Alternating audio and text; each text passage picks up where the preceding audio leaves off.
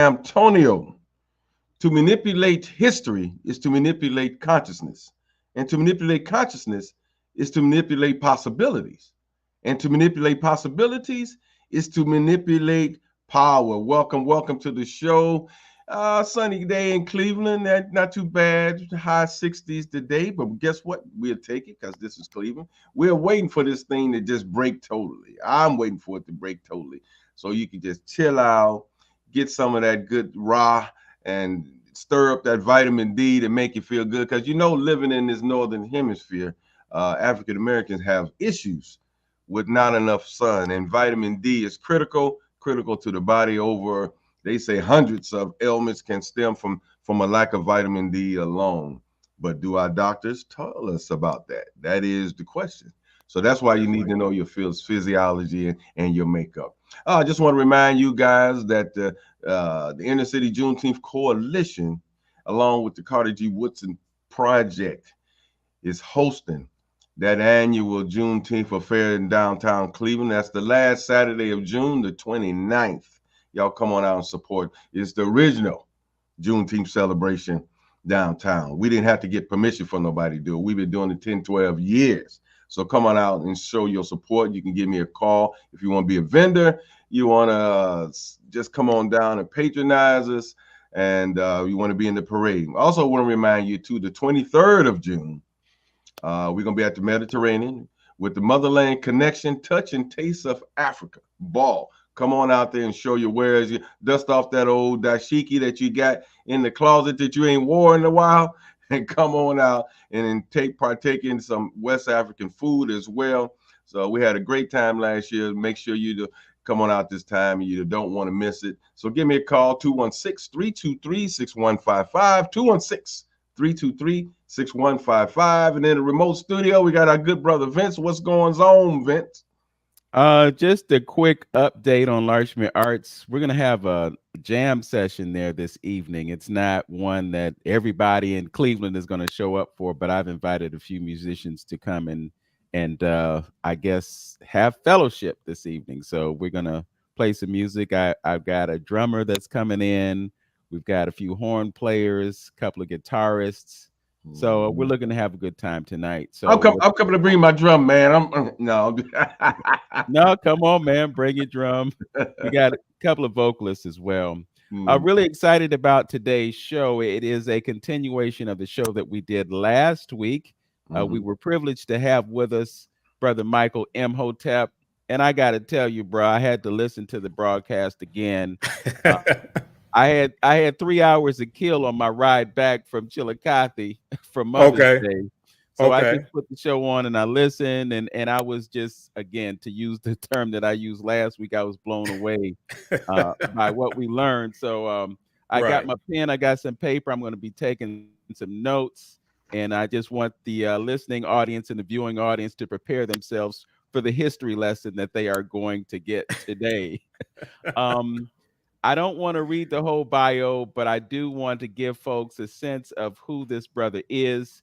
Michael Imhotep is the founder of the African History Network and the host of the African History Network show, which you can see at, I guess it's Sundays, and this could be wrong, so I'll let you correct that. But I do know that you have been on 9:10 a.m., the Superstation, WFDF in Detroit. You're a historian, radio show host, researcher, lecturer, and writer, and you have been a panelist on the Roland Martin Unfiltered Daily digital show that airs online. And you also have a YouTube channel, so you've got a nice footprint in the digital world, and you're doing what you can to bring folks up to date with history, and also you deal with current events. Today, we're going to talk about our brother Malcolm X in light of the fact that tomorrow is the anniversary of his birth.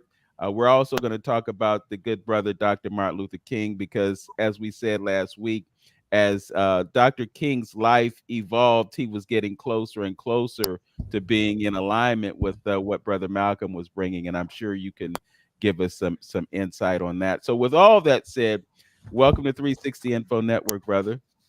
Hey, thanks for having me back again, brothers. How y'all doing today? Okay, good. And we're live on the radio now too, right? We're live on WERE AM 1490 WERE, and Right. we are also streaming live to Facebook and YouTube. I guess Brother Imhotep, we're Yeah. streaming live to your audience, and Brother Yes. Hamtonio, the Journey with Hamtonio on YouTube, streaming live to that platform, and we're also on 2 different Facebook channels as well. So we got a lot of the bases covered, and we definitely Absolutely. want to get the word out, to folks who don't know the things that we are going to talk about today. Absolutely. Absolutely. And also, before we get into the discussion, I want to let everybody know, visit my website, africanhistorynetwork.com, africanhistorynetwork.com. More information is about me there and the online history classes that I teach, because I'll be teaching one today, 4 p.m. Eastern Standard Time, Saturday, 4 p.m. Eastern Standard Time. But, brother, this is a very important discussion. This is the May 19th will be the 99th birthday of El-Hajj Malik El-Shabazz, Malcolm X. And Malcolm X was a revolutionary. He is a very much misunderstood figure in African-American history, as well as world history, if you actually understand the trajectory of Malcolm's life, especially Malcolm after he officially separates from the Nation of Islam, March 8th, 1964. As we talked about on last week's show, toward the end of both of their lives, their ideologies were converging. So it wasn't a situation where Dr. King was moving closer toward Malcolm's ideology. Malcolm's ideology was moving closer toward Dr. King's as well. And one of the best books for decades that dealt with this convergence of their ideologies was this one here by James H. Cone, Martin, Malcolm, and America, or a Dream or a Nightmare. Martin, Malcolm, and America, a Dream or a Nightmare. And I read this back in 1994. When I was in college. We know James H. Cone was known as the father of Black liberation theology. And we see that Malcolm gets involved in the civil rights movement. He joins the civil rights movement when he leaves the Nation of Islam. And when he met Dr. King for the first and only time, March 26, 1964, he tells Dr. King, "I'm throwing all of my effort into the heart of the civil rights movement." Now, they only met for a couple of minutes, but when we look at Malcolm's actions after that and the trajectory after that, we see him getting involved in the civil rights movement. We see in his Ballad of the Bullet speeches, he delivers it March 29th, 1964, the Audubon Ballroom in Washington Heights, New York. April 3rd, 1964, Corey Methodist Church in Cleveland, Ohio, and then April 12, 1964, at the historic King Solomon Baptist Church here in Detroit, where I have spoken 3 or 4 times. He talks about interjecting Black nationalism into the civil rights movement and radicalizing the civil rights movement. Okay, he does this in the speeches. And then we know he forms the Organization of Afro-American Unity. And when you read his speech, June 28th, 1964, which is called By Any Means Necessary, that's what it's ostensibly called, By Any Means Necessary. He's announcing the formation, officially announcing the formation of the Organization of Afro-American Unity and their 5-plank platform. And one of those platforms was dealing with politics and political education. And he talks about registering African Americans in Harlem, New York as independents. Okay, so when he leaves the nation, he really emphasizes the need for control of the politics in your community, in addition to controlling the economics and the education in your community. But he also talks about the importance of voting and voting strategically and being an educated voter, as opposed to just voting for a D or an R. That's really interesting when you talk about the importance of voting. There are some folks in the conscious community that kind of push back and say that everything is manipulated and it's a waste of your time. You don't really have a vested interest in the political system. I'm sure that you would disagree with that. Could you talk more about the importance of engagement in the political process through voting? Absolutely. Well, first of all, we have to understand that politics is the legal distribution of scarce wealth, power, and resources, and the writing of laws, statutes, ordinances, amendments, and treaties, their adoption, interpretation, and enforcement. Okay, so voting is only one small part of politics, but it's a very, very important part of politics. When we saw the video that came out on May 17th, 2024, of the argument in a House of Representatives Oversight Committee between Representative Jasmine Crockett of Texas and Representative Marjorie Taylor Greene of Georgia. Okay, the reason why, and you saw Representative Cromer, James Cromer of Kentucky, who is the chair of that committee, who didn't even understand the committee rules. The reason why Republicans only got 27 bills passed in the House of Representatives in 2023, the reason why they have not passed a budget, and they are constitutionally mandated to pass a budget. So we know that the White House submits a budget to Congress. There are 12 appropriation subcommittees in both the House and the Senate, and we know that the House of Representatives is constitutionally mandated to pass a budget that the White House sends to them. The reason why we're on, I think it's our third continuing resolution, the reason why Republicans can't pass a budget is because they don't know how to govern. This is the chaos caucus. Well, the reason why they were able to take control of the House is because it came down to about 7,000 votes and a handful of races. Lauren Boebert of Colorado, she won her race on recount by about 546 votes. Razor thin margins. That's the difference between Representative Mike Johnson, Republican from Louisiana, who led the charge in the House of Representatives to push the big lie, okay, to push the stolen election lie. That's the difference between him being Speaker of the House of Representatives and Representative Hakeem Jeffries being Speaker of the House of Representatives. When you look at what they were able to accomplish, say in the first 2 years of the Biden-Harris administration, they got a $1.9 trillion American Rescue Plan passed that saved the economy. You've had 15 million jobs that have created 15 million plus jobs. 2.6 million of those jobs went to African Americans. Last time I checked, that was 17% and with 13.5% of the population. You have the fastest growth rate of African-American owned businesses right now under the Biden-Harris administration.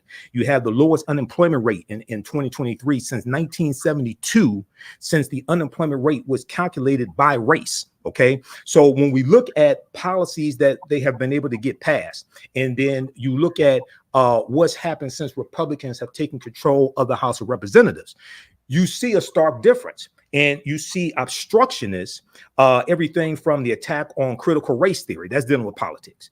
I talk about how Donald Trump, September 2020, there was a memo, there was an executive order he actually did that banned using critical race theory when it came to training federal employees. This is what really unleashed this whole critical race theory backlash, which then we see codified into policy coming out of Florida, attacking the advanced placement social studies standards when it comes to African-American history. And we see other attacks on African-American history throughout, especially these former Confederate states. So all of this deals with politics. So what we have to understand, I deal with a principle that I created called political self-defense. We have to understand whose policies are most beneficial for African Americans, whose policies will do the least amount of harm, who will create an environment for us to push our agenda the farthest and get the most accomplished. Now, for you to have an agenda, you have to understand history, economics, law, and politics. All these people out here talking about they want a politician to give them a black agenda. A black agenda is what we give the politicians, not what we ask them to give us. But you have to understand history, economics, law, and politics to be able to put together a reasonable agenda that can actually be enforced.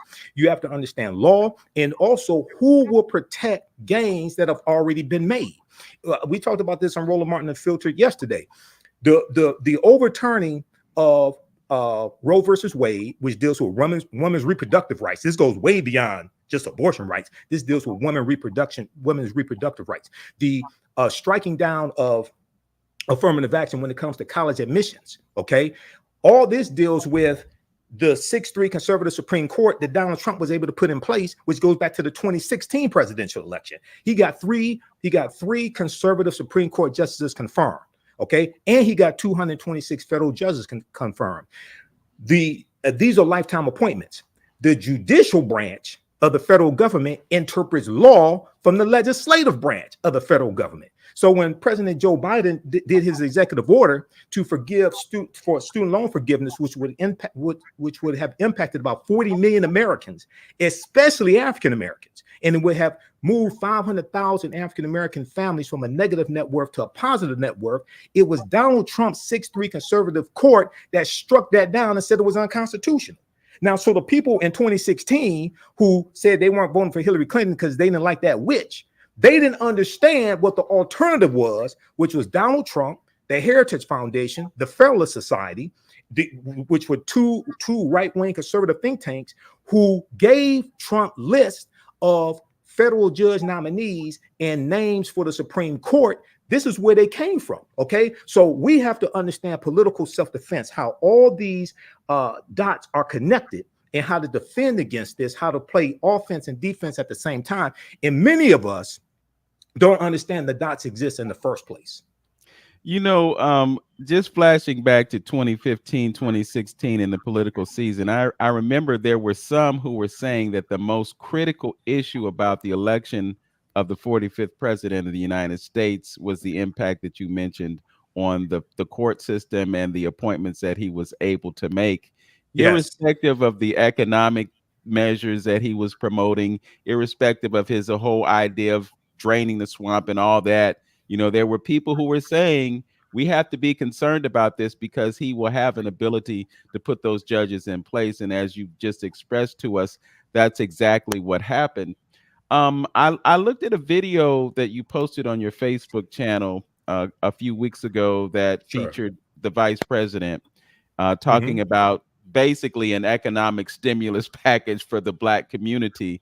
But I also know that, you know, election cycle after election cycle, we talk about how the Democrat Party has taken the needs of Black people for granted. Do you think that outside of the fact that this isn't an election year and politicians are going to say the things that they think are necessary to be said to get them elected, and then, you know, the election happens and then things kind of fall apart and they renege on their promises? Do you think that this is a repeat of that phenomenon in our election season? Oh, not at all. They were basically talking about what has already been accomplished. When you look at it, $16 billion invested in HBCUs. Look at the fastest growth rate for African American small businesses. You look at the median household net worth of African Americans increasing 60% under the Biden-Harris administration. Largely what she was talking about were things that have already happened, what they've been doing. Now, there are two dynamics to this. Number one, we have to do a better job of reading and getting political news, number one, because I read articles. There was one a few months ago from the Washington Post, and it was interviewing African-American men from the Metro Detroit area, and they were saying they weren't voting for Joe Biden. One of the people interviewed said, you know, if they could give all this money to Ukraine, they could figure out that student loan issue and student loan forgiveness. They didn't talk about the fact that the Biden-Harris administration had already forgiven at that point about $140 billion about $140 billion when it came to student loan forgiveness. One, two, they didn't talk about how his executive order was blocked in the Supreme Court by the 6-3 conservative Supreme Court that I just mentioned. So a lot of times, one of the principles of political self-defense that I teach is understanding how to remove the obstructionists, right? So people talk about, for instance, well, we didn't get the George Floyd Justice and Policing Act. Yeah, but it was Senator Tim Scott, the Black Tea Party Republican for South Carolina. He's the one who blocked the bill in the Senate after it passed the House of Representatives. No Republicans in the House of Representatives voted. That vote was 220 to 212. Go to congress.gov and go back to March 2021. That's when the bill passed the House of Representatives. Congress.gov, for those that don't know, that is the official website where you can go read all these bills that are being proposed in Congress that passed the House, passed the Senate, and most importantly, you can see who voted for the bill and who voted against the bill, congress.gov. Now, you can only vote for your one member of the House of Representatives. There are 435 members of the House of Representatives. You can only vote for your 2 members of the U.S. Senate. If you're member of the House and your 2 members of the Senate, overwhelmingly, the majority of the time, keep voting for bills that you care about and want, why would you let them get voted out of office? Okay, so if you don't live in West Virginia, you can't vote for Joe Manchin. If you don't live in Georgia, you can't vote for Marjorie Taylor Greene or vote her out. But you can pay attention to who represents you in your congressional district and your and in the Senate. Okay, so one, we have to do a better job of understanding politics and getting political news. 1, 2, the Biden-Harris administration, they are doing better now than, say, the first 1 or 2 years in communicating what has already been accomplished. But they have a fantastic record. They have a fantastic story. And I always tell people to go to whitehouse.gov, because I'm just at whitehouse.gov right now looking at the announcement. Biden-Harris administration announces record over $16 billion in support for historically Black colleges and universities. This is after a record amount was allocated to HBCUs in 2021, $5.8 billion. Okay, but go to whitehouse.gov, which is the official website of the White House, and read their fact sheet, which deals with how the policies of the Biden-Harris administration are helping the African-American community. The last time it was updated, February 27, 2023, it was 36 pages when I printed it out. And they take you through category by category. Now, overwhelmingly, most of those policies are voted against by Republicans, one, or they are totally against them. Like, Republicans are against student loan forgiveness. Okay. And then you have 5 Republicans in the Senate, including Mitt Romney, who tried to get a bill passed to strip President Biden of the ability to forgive student loans. So this is about self-preservation for African Americans. And the policies that are good for African Americans are good for America in general. Well, you know, it's interesting as we have this conversation and we look at the impact that the World Economic Forum wants to have on a global economy. We look at the possibility of the implementation of central bank digital currencies. You brought up legislation. I know that there are some pro-crypto bills that are going through the House and the Senate right now.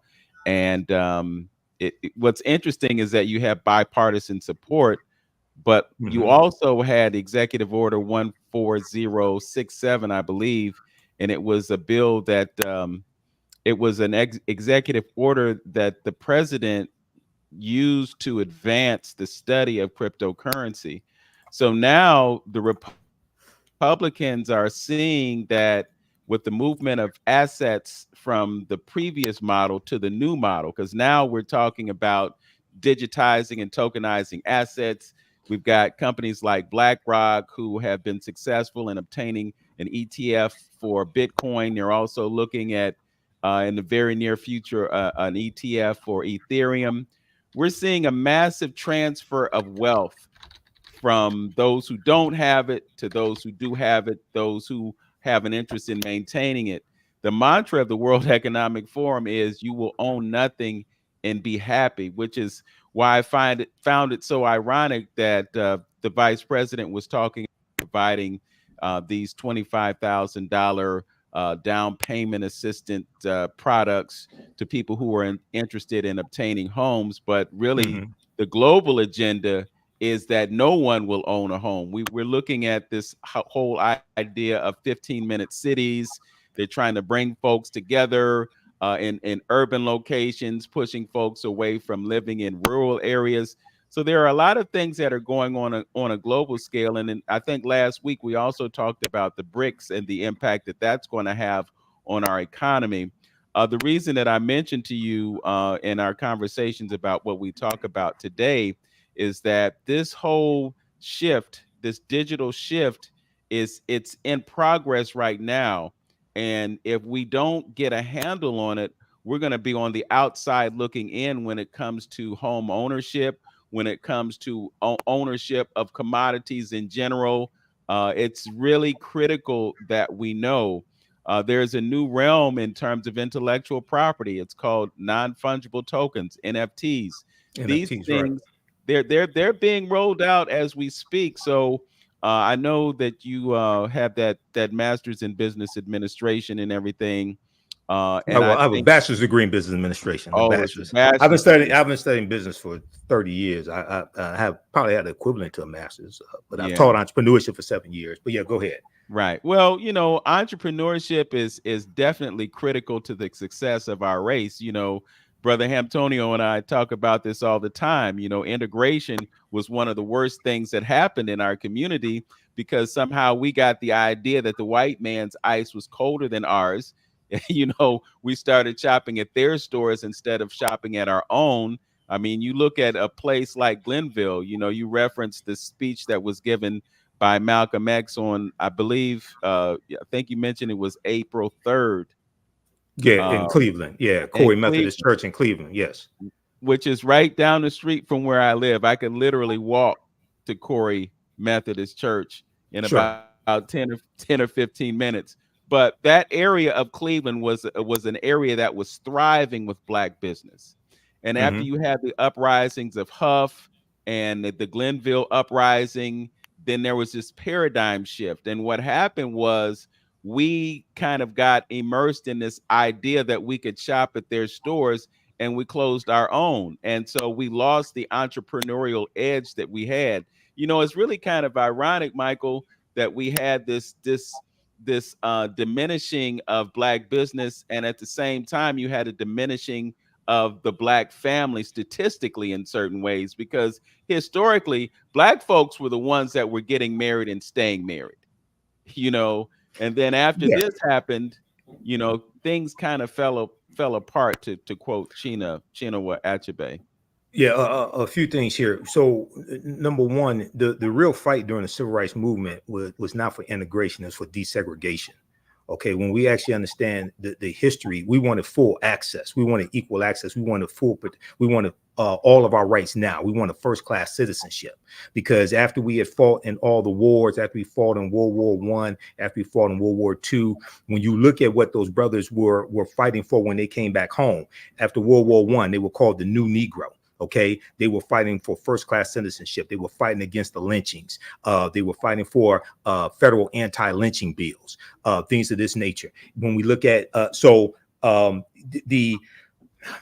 way the story is told post-history is that we just stopped shopping at our stores. That's why they closed. But when you do a deep analysis of that, that may be a contributing factor here and there. But what gets left out is the U.S. Interstate Highway Acts of 1952 and 1956 that drove 41,000 miles of interstate highways all across the country. They ran throughout 1,600 African-American communities, displaced about 1 million people, wiped out a lot of our businesses, wiped out a lot of our homes. Secondly, what you also had was you had a disruption when it came to cooperatives that we had going back into the early 1900s, 1920s, 1930s, et cetera.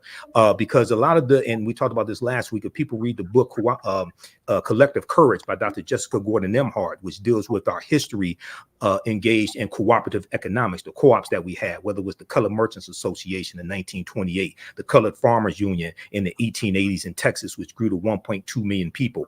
The Colored Farmers Union had to be disbanded after 5 years because of death threats that they were getting and violence inflicted upon them. So we had two main dynamics, well, maybe three main dynamics. One, you had a disruption in our communities, which was called Negro removal, okay, or urban renewal, or Negro removal, which disrupted our communities. Okay, one. Two, you also have what's taking place when we shift from what I call the cooperative model, and then many of us had good intentions, but a lot of us started learning white business principles, either at white business schools or possibly at HBCUs that taught white business principles. And we started bringing those white business principles and a white capitalistic idea. We started bringing those into the African-American community, getting away from the cooperative model. Okay. And even though you can learn some positive things in white business schools, there's some positive things you can learn.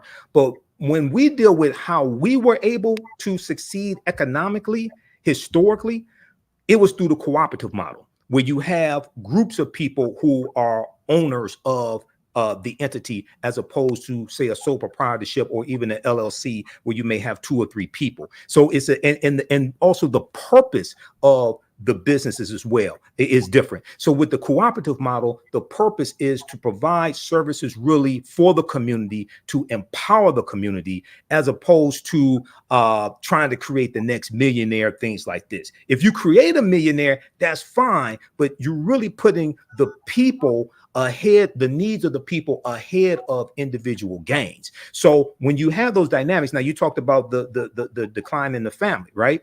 Well, yes, we have very high marriage rates, and you had Candace Owens putting out this myth and other people saying that, it was the President Lyndon Johnson and fighting against poverty and welfare and things like this that caused a decline in the family. That's not true. First of all, if you look at King versus Smith, 1968 U.S. Supreme Court case, that outlaw was called the man in the house rule, dealing with the welfare laws at the state level, not the federal level, welfare laws at the state level in some states that said you cannot have a man in the house. I did a video, it's on my YouTube channel, where I take you through that U.S. Supreme Court case and break that down, because most people, when they say that, don't talk about that. One.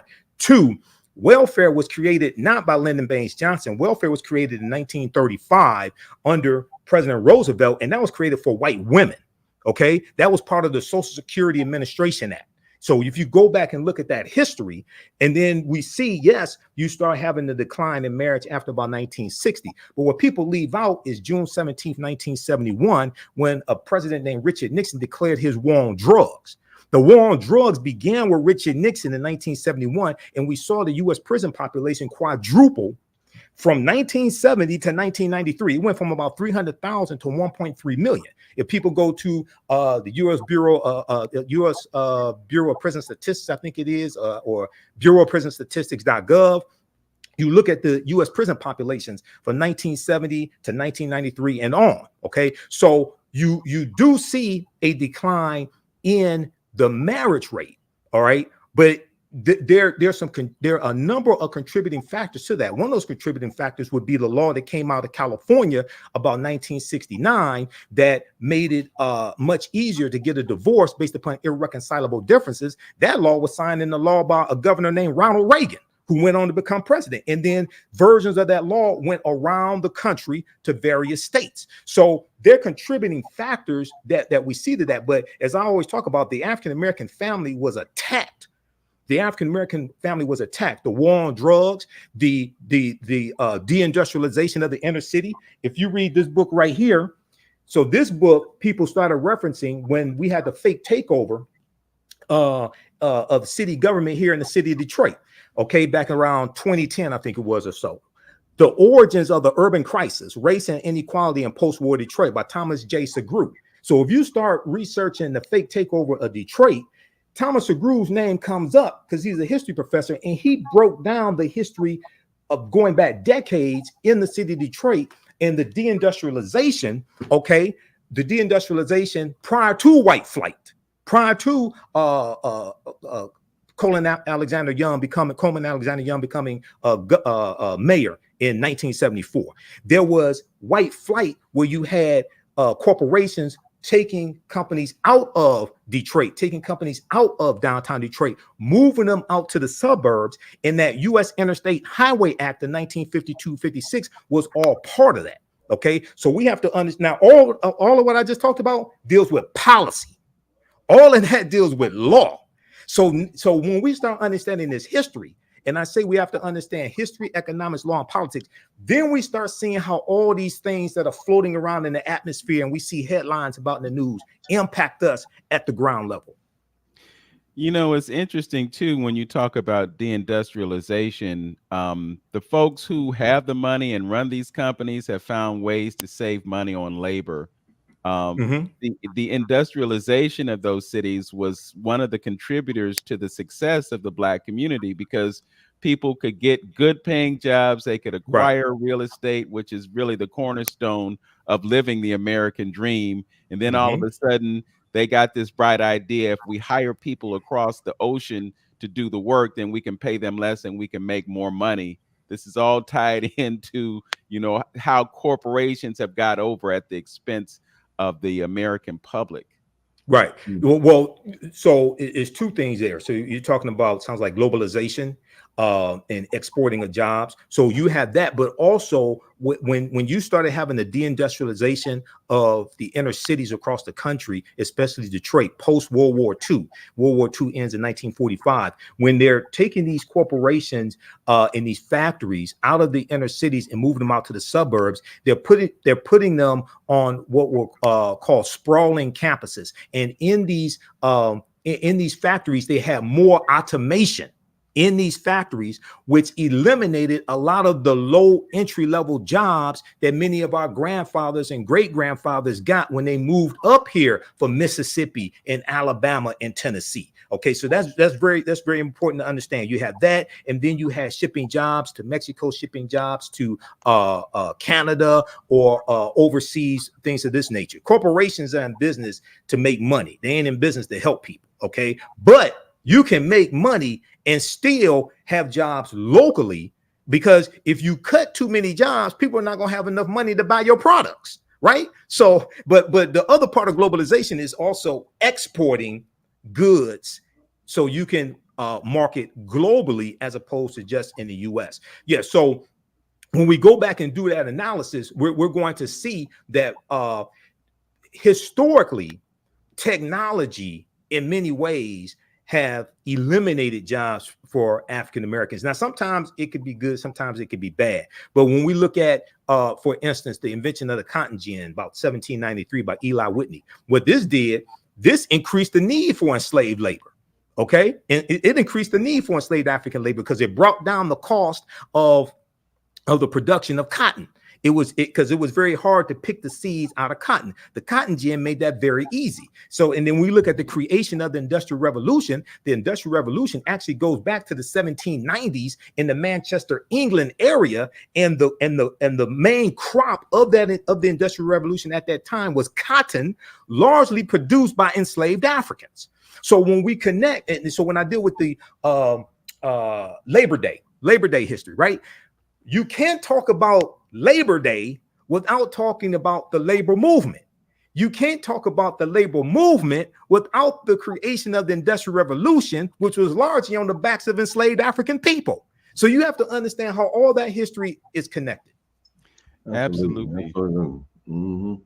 You know, before I bring you in, Brother Hamtoni, I just want to remind the listeners that you are listening to 360 Info Network right here on AM 1490 WERE. Our guest is Michael Imhotep. He is the founder of the African History Network. He's got some classes that we are going to let you know about before this hour ends. Yes. And we're going to bring you as much as we can within the time that we are together.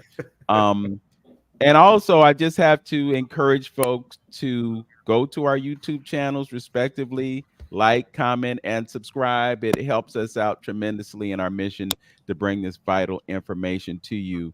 And just one thing I wanted to point out, I saw a video yesterday, I believe, either yesterday or the day before, but it was of a fast food restaurant where the person basically facilitating taking the order was in the Philippines.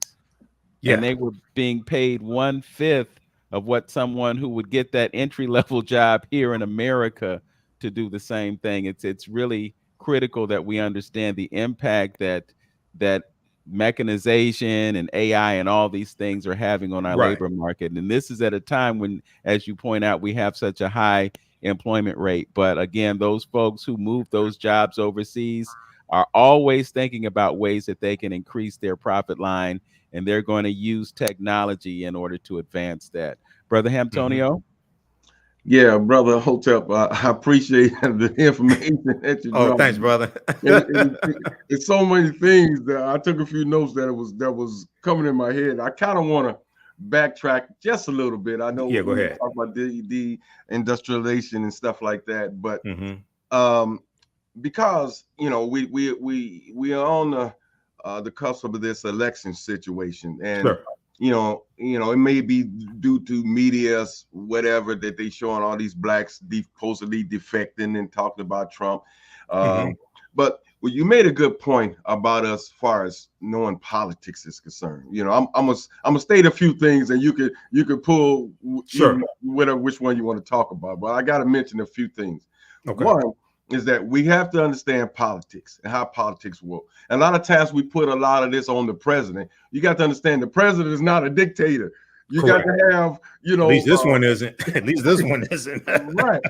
Yeah, well, this one is. He's not dictating anything, really. Right.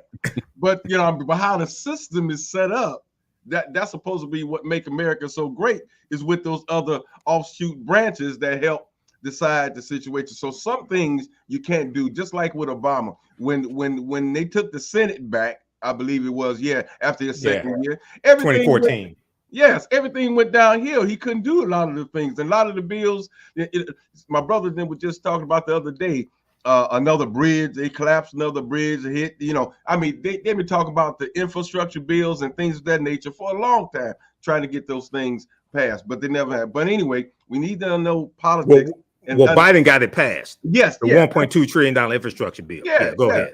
And so you got to understand that the president is not a dictator, so we need to know how politics work. Now, a lot of black folks talking about, and this one you could comment on, that Trump, we like Trump because Trump helped the HBCUs. I read a little article on it. It was a couple things he do, but actually Congress passed this bipartisan legislation to help with the HBCUs. But that's the thing that they're hanging their hat on. Black, well, he helped the HBCUs. He helped the HBCUs again. So that's very important and critical.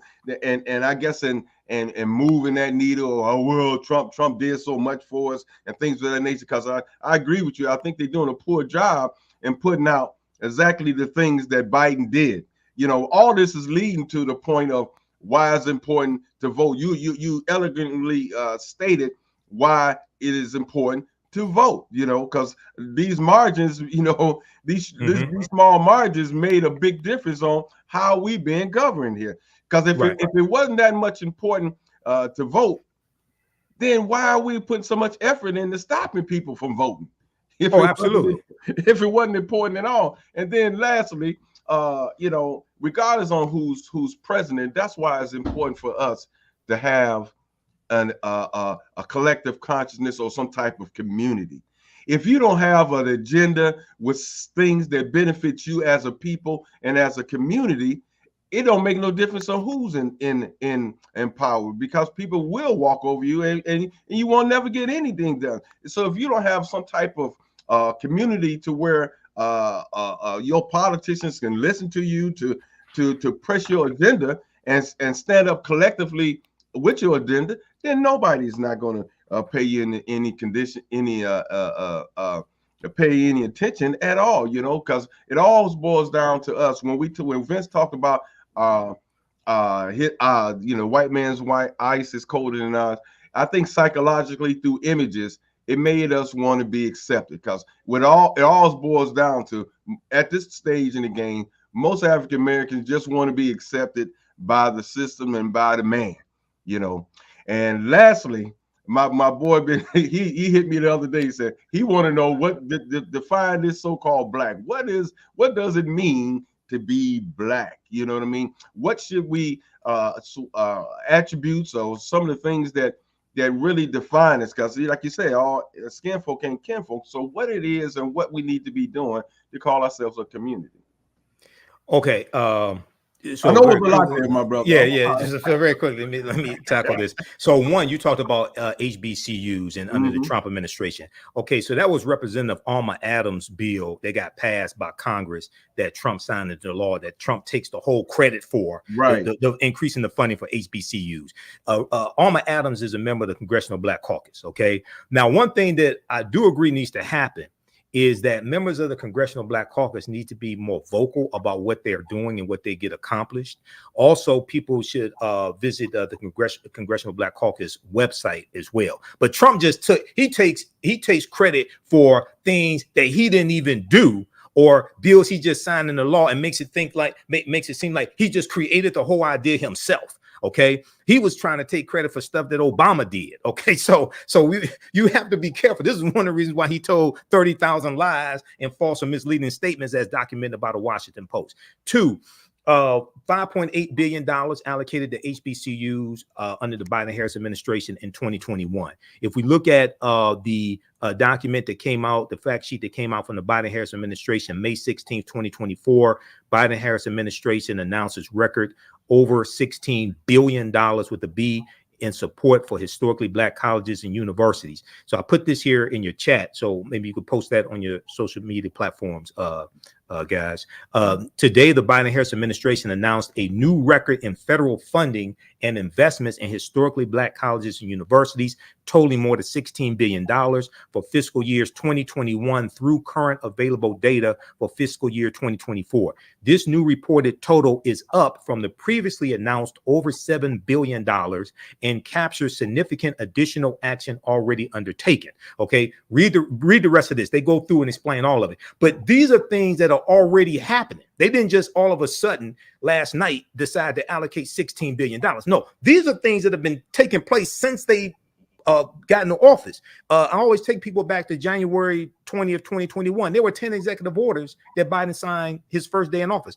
Yeah. One of those was Executive Order 13985, which dealt with attacking discrimination when it came to federal, when it came to like 90 different federal agencies. Okay, so that's at whitehouse.gov as well. You can check that out also. Now, you talked about let me see. You talked about that, and you talked about HBCUs, and then it was I'm going to deal with what does it mean to be black, but you talked about something else after HBCUs, Brother Antonio. Talk a little bit about the us knowing this political stuff and having a black agenda. Oh, okay. Okay, so very important. One, you have to understand history, economics, law, and politics to be able to put together any type of realistic, sensible, logical agenda. All right. And I've been involved in writing public policy for the city of Detroit. Okay. Previously. So you have to look at understand your history, how you got to where you are today. What were the laws and policies put in place that inflicted the harm, created the maldistribution of wealth, power, and resources, the structural inequities, and deal with realistic policies that can repair that damage. Okay. At the city, state, and local, federal level. Many states have laws that ban race-based policies, like the state of California is one of them. So the California Reparations Task Force, any type of reparations that are administered and passed by the state legislature, signed into law by Governor Gavin Newsom, it has to be based upon lineage as opposed to race, because race-based policies are illegal in the state of California, meaning it's illegal to have policies for only one race of people. At the federal level, you have a similar law. It's Title VI of the 1964 Civil Rights Act, Section 601, non-discrimination in federally assisted programs. I learned this being involved in writing public policy for the city of Detroit. And our corporate counsel told us that it's illegal to write policies that are only for African Americans. So we had to craft the legislation that was for Detroit-based residents. You had to live in Detroit. And at the time, Detroit was like 85% African American. Okay. So anybody that thinks that they're going to be able to get reparations only for African Americans, unless it's based upon lineage, they're lying to you because they don't understand federal law. And you can, I tell everybody, go to archives.gov, which is the U.S. National Archives, read the 1964 Civil Rights Act, go to Section 601, Title VI, and you can read it for yourself. Or you can just Google, why are race-based policies illegal at the federal level? That's the first thing that's going to come up. So you have to be able to understand law to be able to craft policy, which will become law. Okay. Two, I'm neither Democrat nor Republican, but I sure as hell ain't stupid. I can see whose policies I can see who keeps voting against our own interests overwhelmingly. It doesn't mean I agree with everything Democrats do. Okay. Some should be voted out of office, but overwhelmingly, I agree with their policies more than Republicans' policies. Okay. Two, read the U.S. Constitution, because if you don't understand the U.S. Constitution, you won't understand most of this, even at the local level, because the 10th Amendment to the U.S. Constitution gives states rights. So rights that are not enumerated in the Constitution go to the state level, which is why when it comes to policing, states have more control over policing than the federal government does. Okay, a lot of people don't know this. They keep looking to the president for this bill, that bill. Yes, the George Floyd Justice and Policing Act would have been good, but you got more control over policing at your local level. And one of the things that needs to happen is there has to be a clarion call to African Americans to apply to police departments and get these jobs that are available and become the type of officers we keep saying we want to see. There's a nationwide shortage of police officers right now. Perfect. And most of these civil rights organizations, social justice organizations are not telling African Americans, look, if you want officers who will respect people's humanity, de-escalate situations, only use lethal force when it's absolutely necessary. If you want those type of officers, you can apply and get these jobs right now. But Yes. oftentimes we confuse activity with productivity, and we keep getting involved in marches and protests, but don't understand power acquisition. Mm-hmm. You can right now apply for these jobs and gain power in these police departments. Okay, so all this comes together. Now, to put together any type of black agenda, and I tell people, when you deal with, if we go back to 2018, Florida, Andrew Gillum against Ron DeSantis, right? You had some quote unquote woke conscious African Americans who said they weren't going to vote for Andrew Gillum because they said he didn't have a black agenda. I told them Ron DeSantis has a black agenda. He has an anti-black agenda. And an anti-black agenda is even worse than not having a black agenda. And if you look at what Ron DeSantis has been doing in Florida, the attack on African American studies, you look at the Gestapo-like voter group he put together of law enforcement to go after people who they said voted illegally, and then most of those cases are thrown out, and that was designed to intimidate African Americans and keep us from voting. If you look at what Ron DeSantis has been doing, you'll see he has an anti-black agenda. So black agenda is what we put together and present to politicians. Two, a politician does not have to call it a black agenda. If you, especially if it's a state or federal office, I really don't want them to have on their website black agenda, because that's going to be attacked more than anything else. You can have the same policies, just take the term black agenda off of it. The blacker something appears, the more it's going to be attacked and the more it's going to be stopped. You mentioned the Democrats losing control of the Senate. That was 2014, but they lost control of the House in 2010 with the rise of the Tea Party, which was really in opposition to President Barack Obama. And it was really, when you study the policies of the Tea Party, and one of the financial backers of the Tea Party was Jenny Thomas, who's Clarence Thomas' white wife. Okay.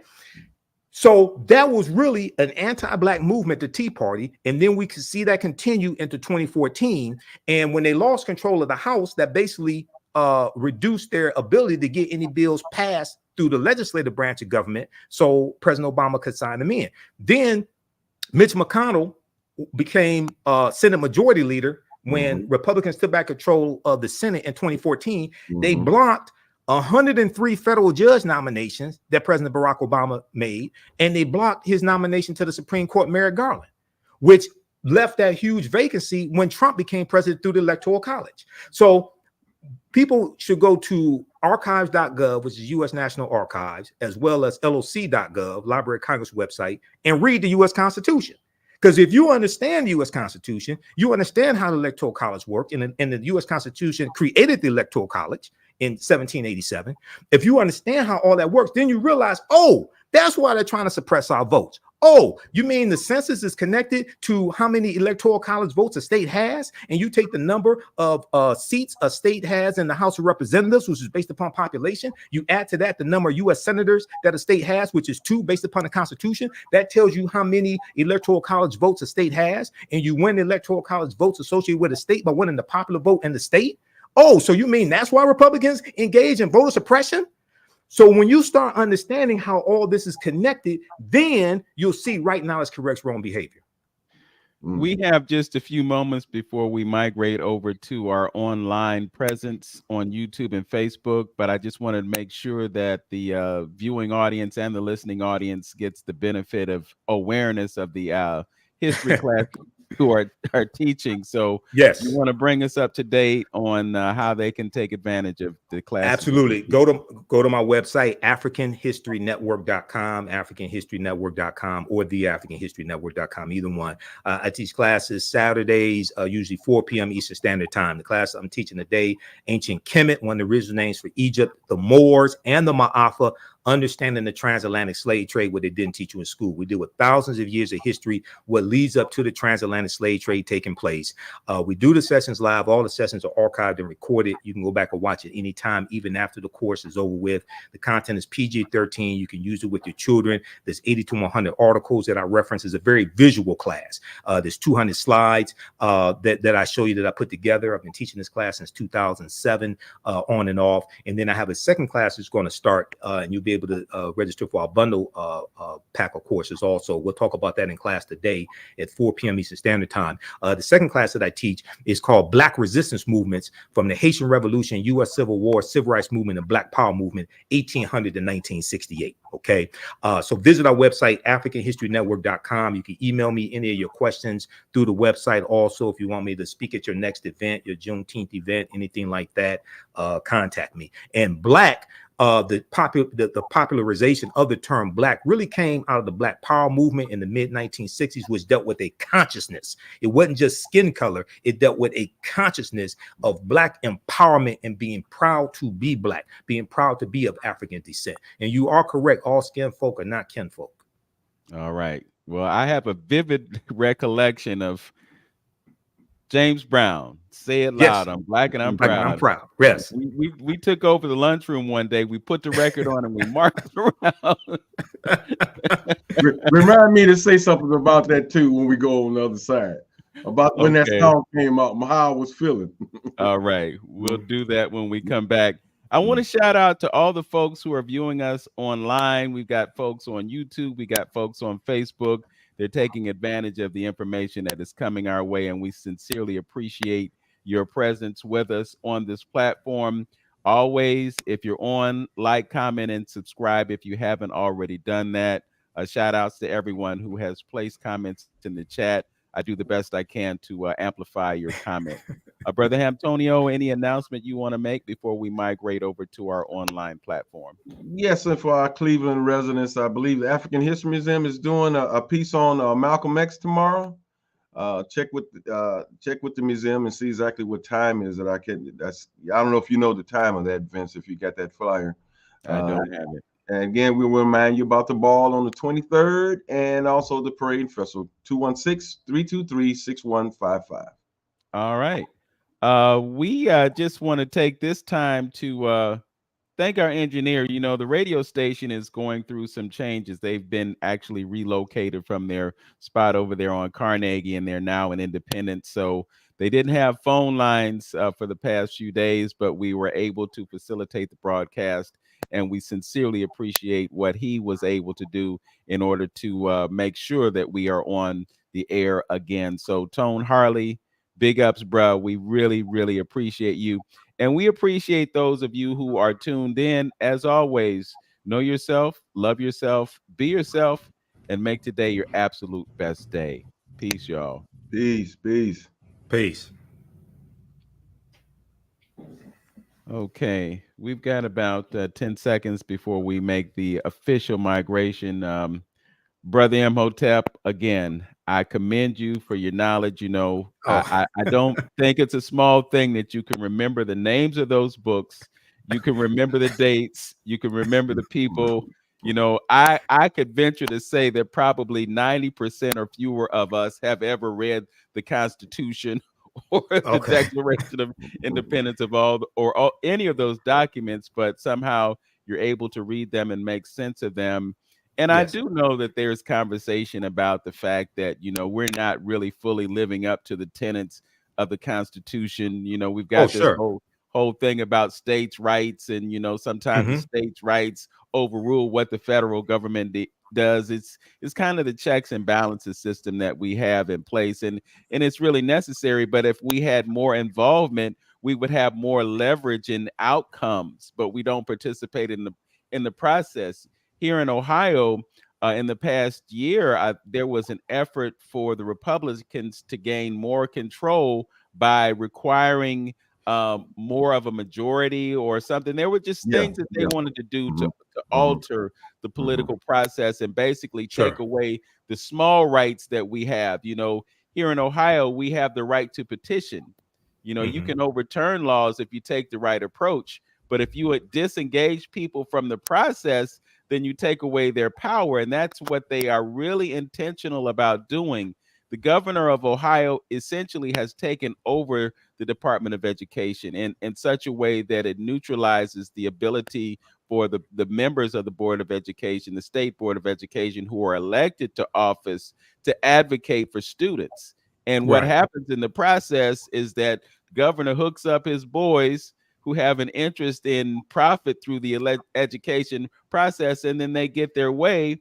And in the meantime, you got universities being threatened with defunding if they have any kind of DEI protocols that are required for their employees, just all kinds of things. They are working feverishly, and I'm speaking of the Republicans.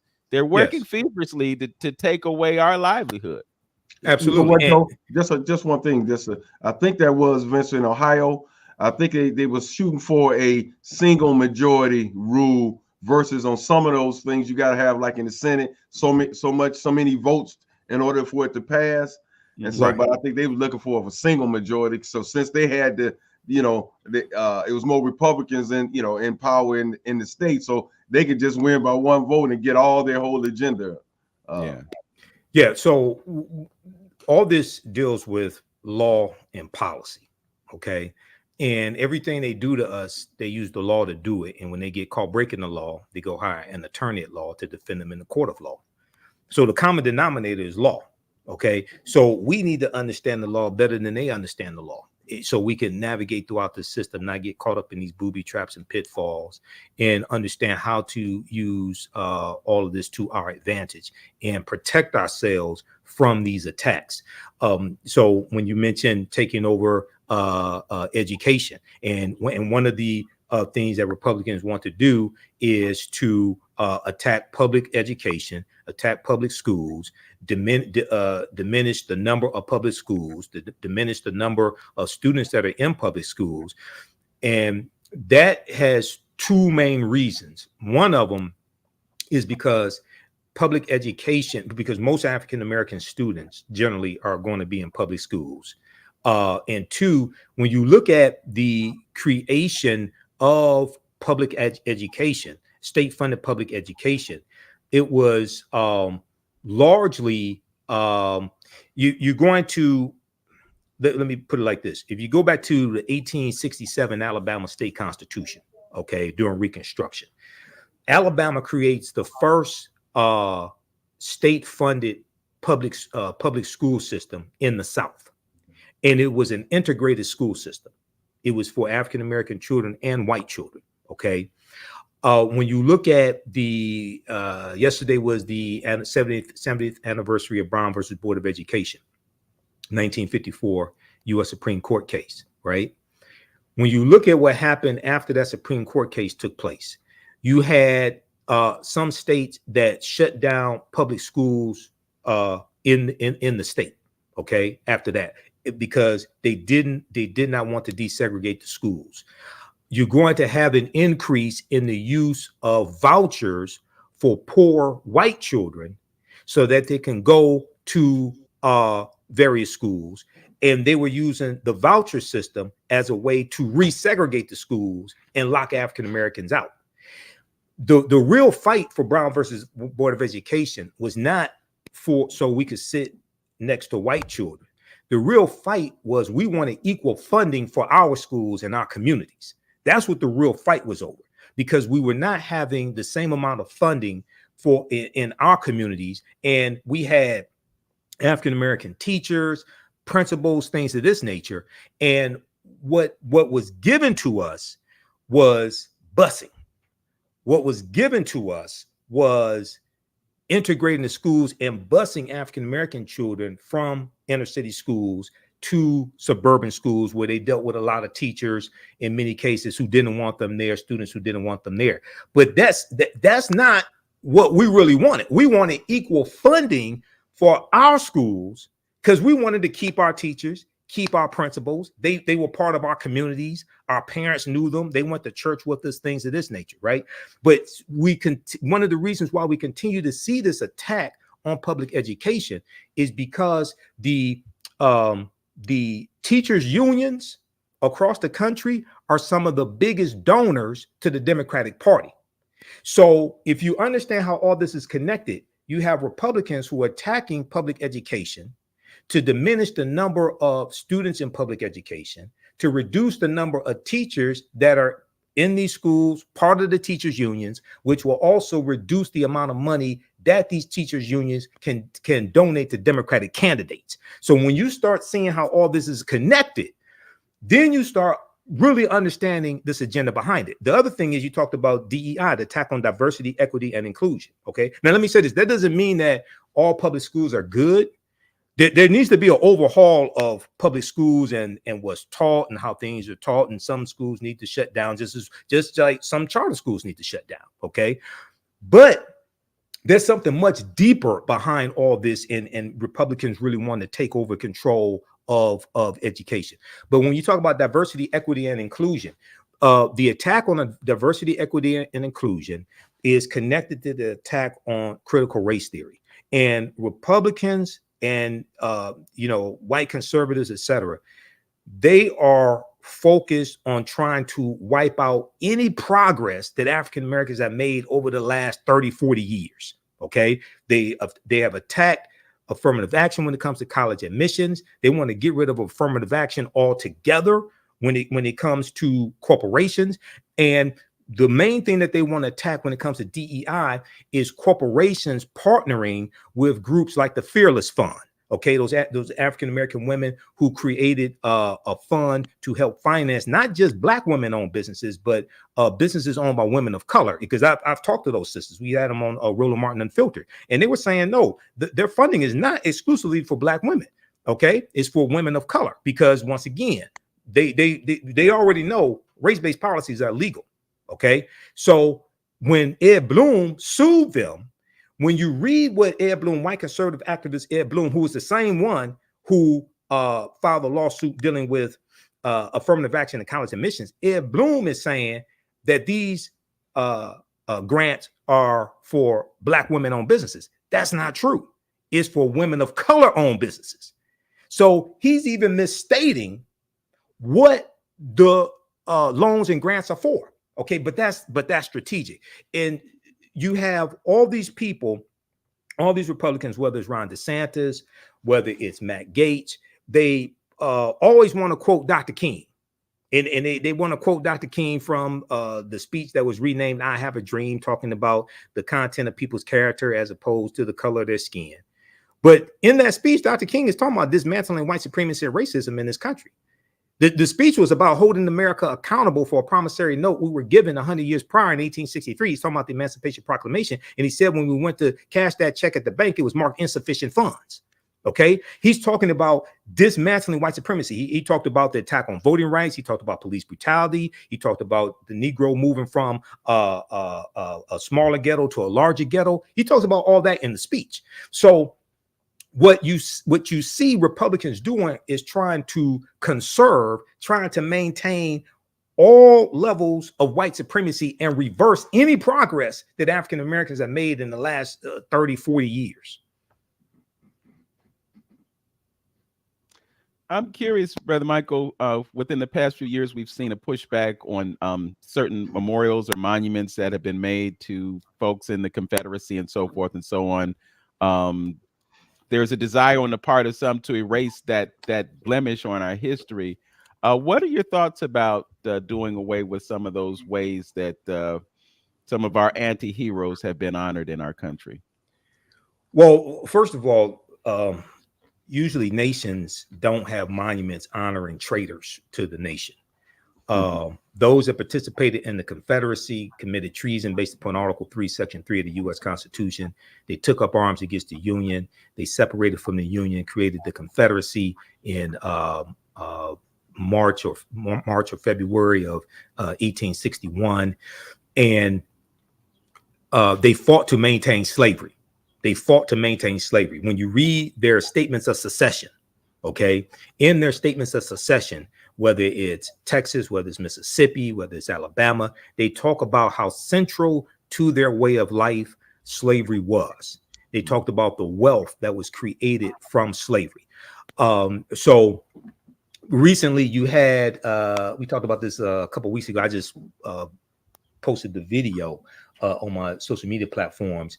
There was a in Virginia, a school board in Virginia voted to rename 2 schools after two Confederate, what they call Confederate heroes. Okay. And Thomas Stonewall Jackson and General Robert E. Lewis. Okay. Now they changed the names of those schools in 2020 after George Floyd was killed. Okay. So after George Floyd was killed, May 25th, 2020, there was this whole reckoning on race that took place in various ways across the country. And you started having these schools renaming, these schools named after Confederate traitors being renamed. So now the people, a lot of people who were renaming the schools, they felt forced to do it. They really didn't want to do it in the first place. But now that they see an opportunity, well, okay, we can change it back because we never wanted to change it in the first place. Now they're starting to do this. So one, nations don't have, like in Germany, they don't have like buildings and schools named after Adolf Hitler. Okay, nations don't name buildings, schools, things like this after traitors. Okay. 2, all the Confederate monuments need to come down. All the Confederate monuments need to come down. In their place should be a historical marker talking about what was there and why it was there, because that history still needs to be taught. That history of what happened, the history of why the Confederacy seceded from the Union, because they thought Lincoln was going to free the slaves. South Carolina was the first state to secede the Union from the Union, December 20th, 1860, about 6 weeks after Abraham Lincoln became president-elect in that November 1860 presidential election. So you have to deal with that history, because most Americans really don't understand the history of the Civil War, don't understand the history of Reconstruction, which is 1865 to 1877. And those 2 periods of time put us on a trajectory to where we are today. So the reason why those Confederate monuments were erected, most of those monuments were not erected during the Civil War or right after the Civil War ended. Most of them were erected between the periods of about right around 1890 to about 1920 or so, that period of time. And then during the Civil Rights Movement from about 1955 to about 1970. And the reason why they were erected is largely to keep African Americans, to basically to intimidate and terrorize African Americans and keep us in a subservient position. That's why they were erected in the first place. There was a piece from motherjones.com that talked about, and I'm trying to pull this up now. Yeah, the real story behind all those. Let's see, the real story behind all those Confederate statues. That's the name of it. August 15th, 2017, by Kevin Drum. Everybody read this. The real story behind all those Confederate statues, and it shows you a timeline of the 2 periods of time when most of those statues were erected. Okay, and we know 1890. That's right before Plessy versus Ferguson. 1896 U.S. Supreme Court case, which solidifies separate but equal. Okay, so you're dealing with this, you're dealing with that period of time. You're dealing with 1890. You're dealing with the Mississippi State Constitution of 1890, that where the white supremacists rewrite the state constitution of Mississippi, impose poll taxes and literacy tests. And then also what you're going to see is you're going to see other former Confederate states rewrite their state constitutions because African Americans were voting in high numbers in the South. Most of us were still in the South at that time. The Great Migration doesn't happen till about 1915. And we know the 15th Amendment of 1870, February 3rd, 1870, guaranteed the right to vote for African-American men. So it's about 2,000 African-American men who get elected into political office in Southern states. So the South Carolina state legislature was predominantly African-American men. All right. So we're going to see Mississippi 1890. We see Louisiana 1898, South Carolina 1895, Georgia around 1910. We see Oklahoma. We're going to see them all go through systematically, rewrite their state constitutions, impose poll taxes, literacy tests, in some cases, property ownership requirements, saying that you have to own property to be able to vote. And then what Louisiana does, so that they don't hurt too many poor white people who don't own property or can't pass a literacy test, they create a grandfather clause, which states that if your grandfather could not vote prior to 1867 because he was a slave, then that means you can't vote. So after the 15th Amendment of 1870 gets adopted, they come up with all these ways to try to get around the 15th Amendment to suppress the African American vote, because they always feared us having political power and utilizing the political power. Okay, so when you start understanding this history, especially in these former Confederate states, you can draw a direct line. We talked about Florida when a few minutes ago. I mentioned Florida when we're live on the radio. 2018, when you had Andrew Gillum and Ron DeSantis running, right? And there was an amendment on the ballot to restore voting rights to former felons, okay, in Florida. In Florida, prior to 2018, prior to that ballot measure passing by about 66% of the vote, okay, it passed overwhelmingly. You lost your right to vote for life in Florida. Florida was one of 4 states that still existed where you lost your right to vote for life if you had a felony conviction. Why did Florida have a felony disenfranchisement law where you lost your vote to right for life? It goes back to the Florida State Constitution of 1868, 3 years after slavery ends. Why did they put that in place? Because African Americans were 48% of the state population in Florida in 1868 as a result of slavery. Okay, and they were trying to suppress the African American vote. So, and not only did they put the felony disenfranchisement into law, but they also expanded the number of crimes that qualified as felonies, and they were largely implemented. They largely expanded that the crimes that they associated with African Americans, and they said they did this to prevent a Negro legislature. So when you go back and look during the period of time of Reconstruction, you look at African Americans and also white Republicans who were attacked by white supremacists, attacked by the Ku Klux Klan, in some cases killed, trying to suppress the vote. Then you start seeing, I can make a direct connection from the Reconstruction era and the political violence that brought an end to Reconstruction. I can make a direct connection between that and the January 6, 2021 insurrection, okay? And that political violence, and that happened the day after Senator Raphael Warnock, the black man in Georgia, and John Ossoff won their Senate seats, and this gave Democrats a 50-50 slim majority in the Senate, okay? And this was after Biden and Harris won in Georgia, which was largely a red state, former Confederate state. I can make a direct connection between the political violence during the Reconstruction era and the political violence we saw January 6, 2021. And one of the main themes of that political violence, January 6, 2021, was African Americans were cheating. They were cheating in Detroit. They were cheating in Atlanta. They were cheating in Milwaukee, and they were cheating in Philadelphia. Yeah. Yep. And it was and a lot of that was a whole backlash to us voting and voting for Biden Harris. Okay, and then voting for Raphael Warnock in Georgia. And if you understand the history of Georgia, about 1963, you had a white segregationist member of the state legislature in Georgia named Denmark Groover. Okay, Denmark Groover was a Democrat segregationist, and he's the one who pushed the statewide election law.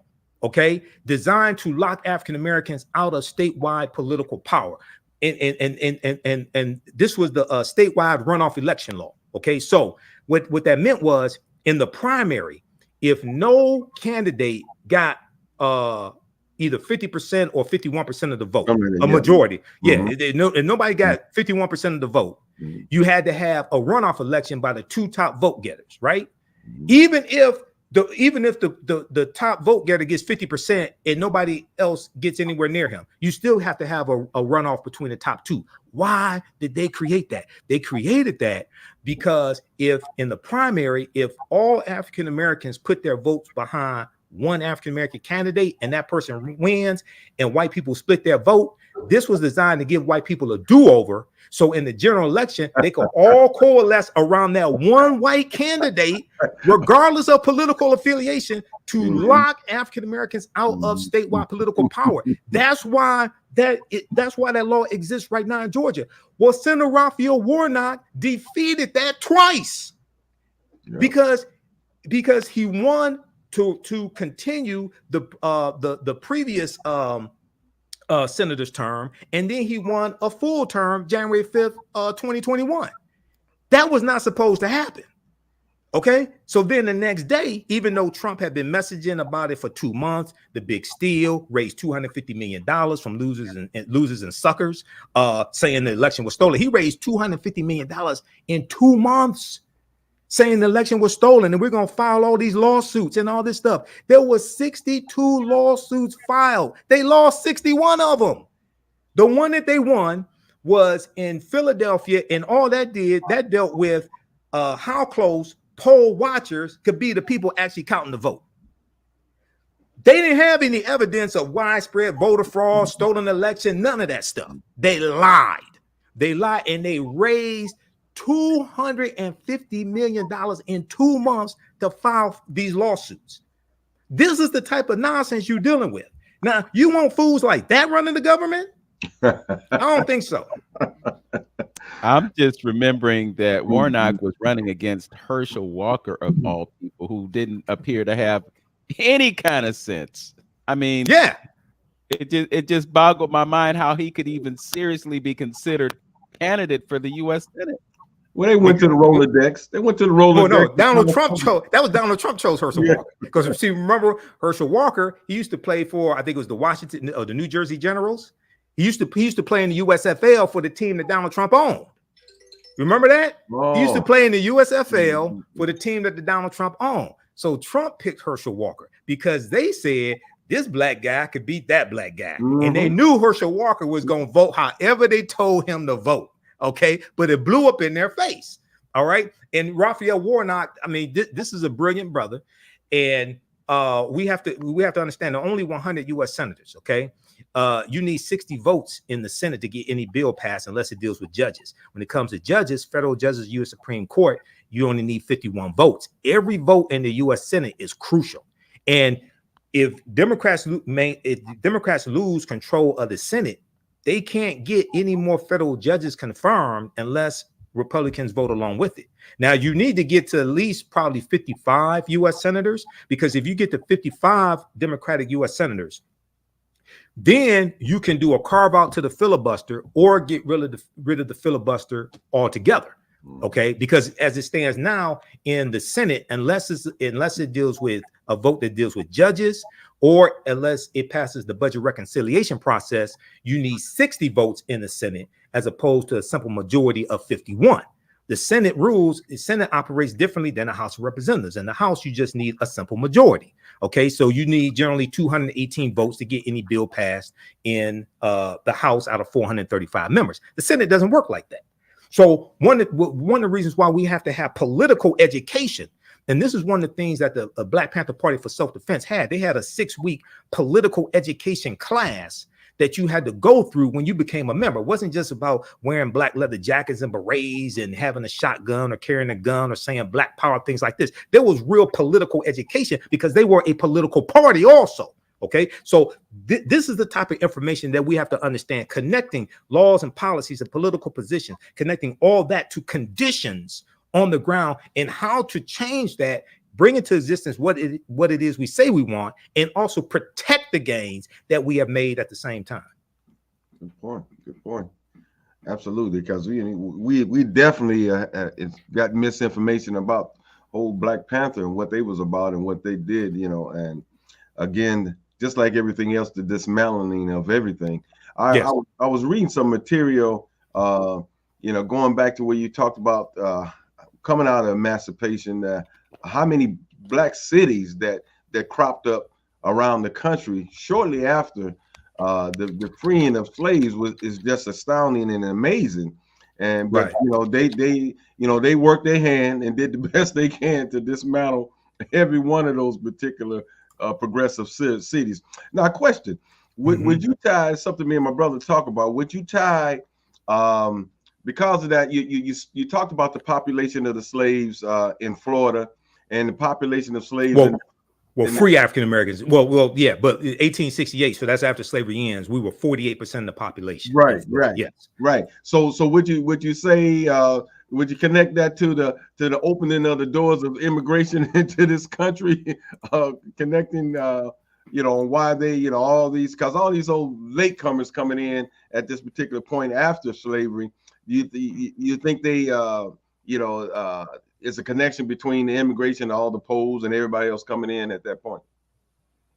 Well, you have America has always been about exploitation of somebody, including white people. When you go back and you look at last week, we talked about Bacon's Rebellion, 1675, 1676 in the county of Virginia. They the wealthy English tobacco plantation owners in the Virginia colony were also exploiting other people that we classify as white, whether they were English, whether they were Irish or what have you. So there has, if you go back and study the formations of these various European countries, they started out as what were called groups of barbarians or collectively Germanic people. The Anglos, the Saxons, the Jutes, the Franks, the Alans, the Picts, things like this. These people have been fighting and killing each other for hundreds of years. Okay. In some cases over 1,000 years. So then the barbarians form kingdoms. The kingdoms become nation states, and those nation states continue to fight in wars called World War I and World War II. So they've been fighting and killing each other for hundreds of years and exploiting one another. So when we look at after slavery ends, we go back about 1866. This is when you're going to see national labor unions pop up. Okay, like the National Labor Union, 1866. The labor unions were largely created to lock African Americans out of jobs that we were doing for free during slavery. There were at least 262 skills, trades, and crafts that we had in this country from 1619 to 1865. Okay. The book, I talk about this in my classes, the book by James Newton and Ronald Lewis called The Other Slaves, deals with this. They go through and document this. We were the shipbuilders. We were the engineers. We were the hemp baggers. We were the agriculturalists. We picked cotton. We cooked the food. We had skills. We dominated the skilled trades. It's going to be after slavery ends. And then you have the Civil Rights Act of 1866 passed by the Radical Republicans. The Civil Rights Act of 1866 gave African Americans the right to enter into legal contracts and also negotiate labor wages. Now you have these labor unions popping up, and they're designed to protect jobs for white men, including white immigrants coming to this country, and lock us out of the jobs we have been doing for free. So when we look at the whole immigration issue, we're looking at the 1% or 5% or 10%. We're looking at them trying to find other people to exploit, because when you look at those immigrants, those white immigrants largely who were coming into the country during that period of time, the 1890s, early 1900s, when they go work into the factories, they're going into factories that have poor ventilation. They're going into factories where they don't have a lot of labor rights. They're going into factories where they don't have laws that ban children working in them. So you have exploitation of these people coming into the country in the factories to benefit the same 1% as well.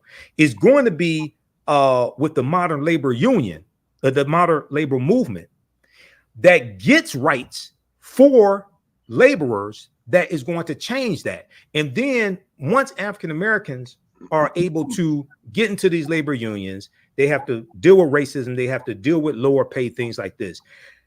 Once we go into the 50s and 60s, things of this nature, the labor unions are able to benefit African Americans. So for instance, here in Detroit and Metro Detroit had the largest, that was the population where you had the largest number of African American homeowners here in Detroit and the Metro Detroit area, because of the auto industry and the labor movement.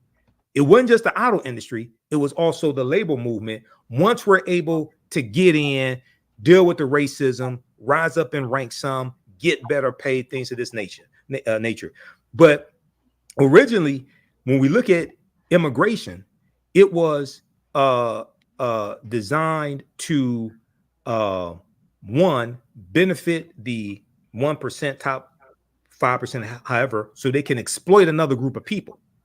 Mm-hmm. Two, when we go back to last week, we talked about Herbert Hoover, 1928, and the Lily White movement. Well, we didn't talk about the Lily White movement, 1928. We actually talked about during the Great Depression, how 1.6 million Mexicans were deported back to Mexico, and about 60% of them were born here legally. Okay. Herbert Hoover initiated that. And he was saying these people were taking jobs away from white Americans. Okay. When actually they were contributing to the GDP. But because of you have this tension, and you have a fear of the browning of America, and we can even talk about it going back to even at that time. White people have always looked, well, some white people have always looked at other non-white people as taking something away from them. Absolutely. And these people didn't earn it. These people want to hand out things like this, right? Those Mexicans were contributing to the growth of the economy, and actually the vegetation that they pick and the money that they spend at grocery stores, things of this nature, actually created demand for jobs. But they were targeted, and Herbert Hoover and other white people were saying, oh, no, they're taking jobs away from white people, so we're going to deport them. All right. And you see things like this take place today. All right. Now, like I said last week, yeah, you need new immigration laws. Okay. You need to reduce the amount of time that people can stay here waiting for claiming political asylum. Okay. Because they can stay here 6-7 years. And then probably about 90% of people claiming political asylum end up getting deported anyway, because they don't qualify for it. But it takes so long for that to be determined that they can be here 6-7 years or so. Okay. And the other thing that gets left out of this conversation is that even when it comes to undocumented immigrants, all right, about 40% of people who get classified as undocumented came here legally but overstayed visas. So there's like two main classifications of quote unquote undocumented. One is people who came here legally and overstayed their visas, and they need to go through and get their visas renewed if they can be renewed. The other are people who came here and were never legal. Okay, so it's like give you an example. So if your birthday comes and your driver's license expires, but you continue to drive, you're driving illegally. But it's not like you never had a license. You need to go get it renewed. Okay, as long as you don't have any tickets or suspended license, things like this, right? But if you're driving and never had a license, that's something entirely different. All right. So, like we talked about last week, yeah, you need new immigration laws. And Donald Trump was the one that blocked the strongest immigration law that was going to be put in place in 30 years. And President Joe Biden said he would sign it into law, even though a lot of progressive Democrats didn't want him to sign it. He said, look, I'll sign this bill into law. He agreed with it. Not everything in it, but he agreed with it. Donald Trump killed it because Trump wants to run on immigration, and you're letting murderers and killers coming through the borders and fentanyl come through the borders. Really? So why did you tell Republicans in the House not to vote for the bill? Yeah, I see. It's a lot of double talking. I don't know. It's suggestions and solutions. I remember back, what was it? Ice Cube was talking about putting an agenda together, and coming up with some things that we can present to anybody that's in, the political arena. What's your feelings on that? Because it's just seems like we on this hamster wheel, just keep, going around and around in circle, getting misused, abused. You got a lot of people like Vince talked about earlier, conscious folks, hey, why vote? It's so much misinformation, and I think we can tie it all to just not having leaders doing what they're supposed to do and leading and educating us on what we need to do as a folks, because personally, I'm tired of all this, you know. I think people are subject to, and I guess that's history. You know, most people are subject to most things because they're ignorant to everything, and people take advantage of that. You know Right. what I mean? So, what can we do? You know, I don't know, until we change the consciousness of the individual. I don't know if we're gonna ever get off this hamster wheel. You know, because and people not looking, you know, to advance their cause or their agenda personally. You know, that's why I push the whole African tradition agenda. You know, that talks about and understands, you know, and bring it back some foundational cultural principles and practices that we can collectively agree on. Because right now we all over the place. We aboriginals. We doing this. We doing that. We not. You know, you got this young group of folks coming up with all this, and it's just, you know. And I was listening to the side of the TV. We still debating about even what to call ourselves. And here it is, 2024. So. Well, I know a lot of people in the quote unquote conscious community, and unfortunately, a lot of them don't understand politics, don't understand law. They'll have varying understandings of history, but you really have to understand history in the last 200 years, 224 years that leads us to where we are today, and really understand law, especially after slavery ends, going into the Reconstruction era.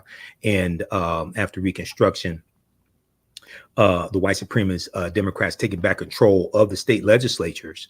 And this is prior to the Lily White movement in 1928, which is the effort by Republicans to push African Americans out of the Republican Party, which is when we started slowly going over to the Democratic Party. People think that we became Democrats because of President Lyndon Baines Johnson in 1964, or when John F. Kennedy runs against Richard Nixon in 1960.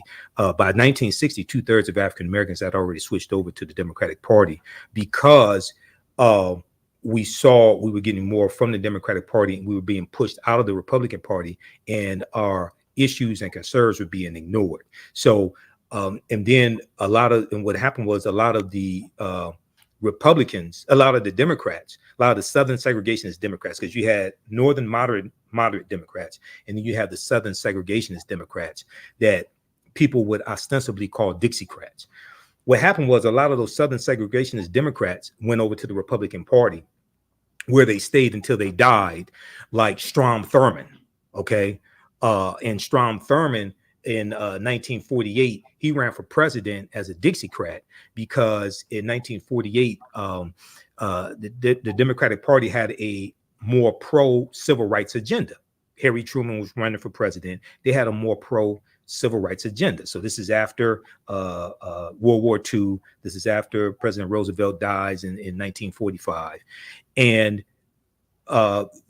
Strom Thurmond runs as a Dixiecrat, which is the Southern Segregationist Party, as a counter to the Democratic Party and their pro-civil rights agenda.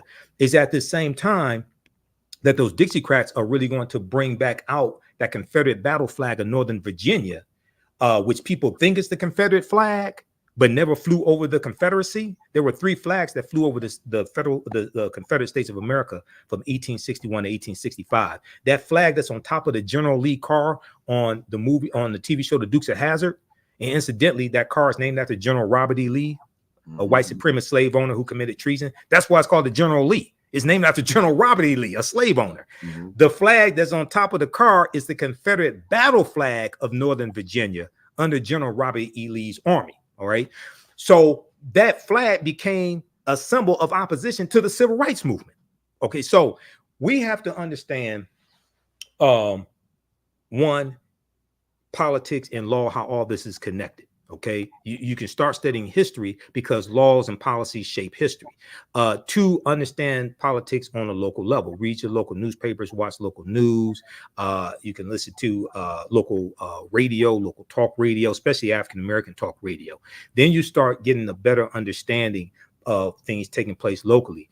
Watch Roland Martin Unfiltered. Definitely, that's one of the best daily shows targeting African Americans. The Griot just canceled their 2 daily shows, Dr. Mark Lamont Hill's show, as well as Ebony I forgot Ebony. I didn't even watch her show anyway. But so read that. Read the watch Roland Martin Unfiltered. Watch the African History Network show. Definitely watch your show. thegrio.com. Read the Griot, especially articles by April Ryan, White House correspondent April Ryan, who is a journalist. She's not a blogger. She's a journalist. Okay, she has credentials. News1.com, but NBC News, ABC, CBS, CBS News, read their websites, the news they have there. Wall Street Journal, New York Times. I monitor about 35 news sources on a daily basis. Okay, I've been doing this 14 years. Been in media 14 years. Hosting the African History Network show for 14 years. So I have to do extensive research to be able to talk about the topics that I talk about on my show, even before I got on Roland Martin Unfiltered, October 2020. We talked about Ice Cube's agenda for Black Americans. Ice Cube had good intentions. He was in way over his head, okay? The first thing Ice Cube didn't know is that race-based policies are illegal at the federal level based upon Title VI of the 1964 Civil Rights Act, Section 601, non-discrimination and federally assisted programs. He meant well, okay? He was way over his head. Didn't have a clear understanding of politics and really how to bring all this into fruition. And you have to really understand history and the laws and policies put in place to understand what needs to be reversed. Okay. So you're going to have a combination. It's not going to be just one agenda.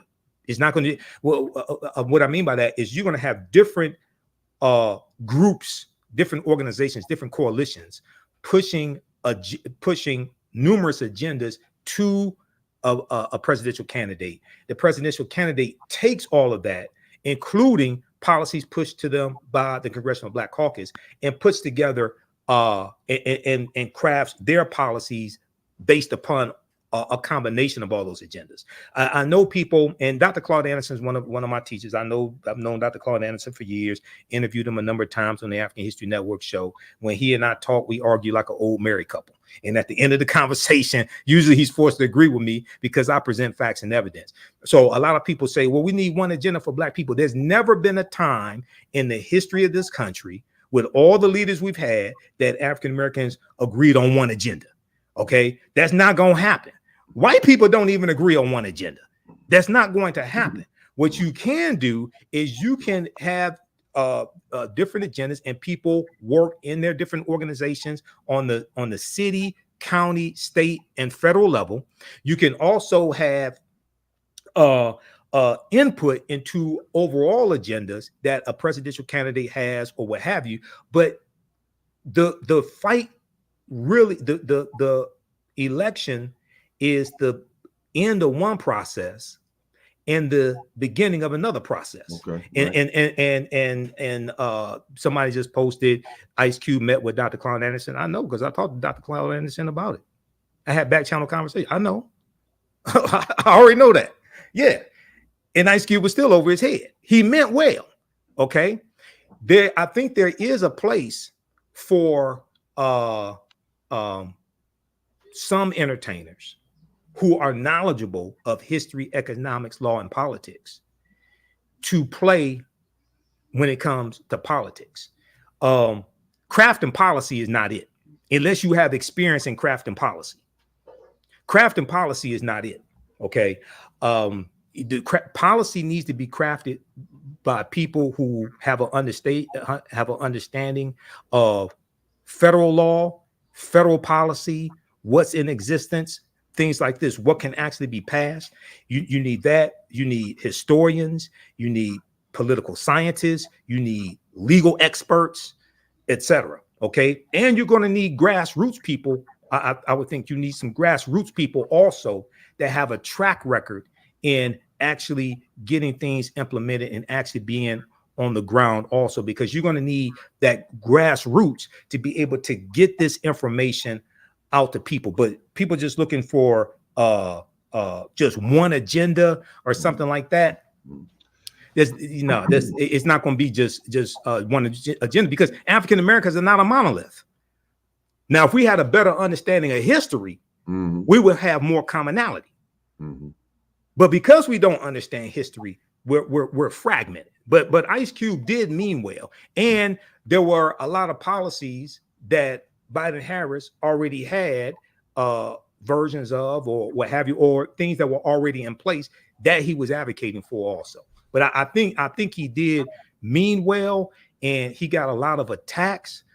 And some of the attacks I think were uncalled for. But when you are trying to be in a position to help your people and get legislation passed, a lot of times it's a thankless job. When Dr. King was assassinated, when they did the autopsy, they said his heart was in the condition of a man in his 60s. He was 39 years old. Okay. Malcolm X was assassinated 39 years old. Medgar Evers was in his 30s. Okay. So we have fond memories of a lot of these heroes after they're dead, decades after they were dead. When Dr. King was assassinated, he was the most hated man in America, because he came out in opposition publicly to the Vietnam War, April 4th, 1967. He was assassinated exactly 1 year to the day after that, April 4th, 1968. Okay. And Dr. King was calling for a radical redistribution of wealth in this country. He was against the military industrial complex. He was fighting against poverty. And he was initiating the Poor People's Campaign. And it wasn't just for Black Americans, because he understood that you had to have a war on poverty, period. Not just for Black people, but for white people as well. The other thing he understood was, if there's only a Black movement fighting against poverty, it's definitely not going to work. That's definitely not going to work. It's going to have to be multiracial. Right, and right. There was an interview he did with NBC News. It's about 27 minutes. It was in 1968. 1967. It was 11 months before he was assassinated. So it was like May, I think, of 1967.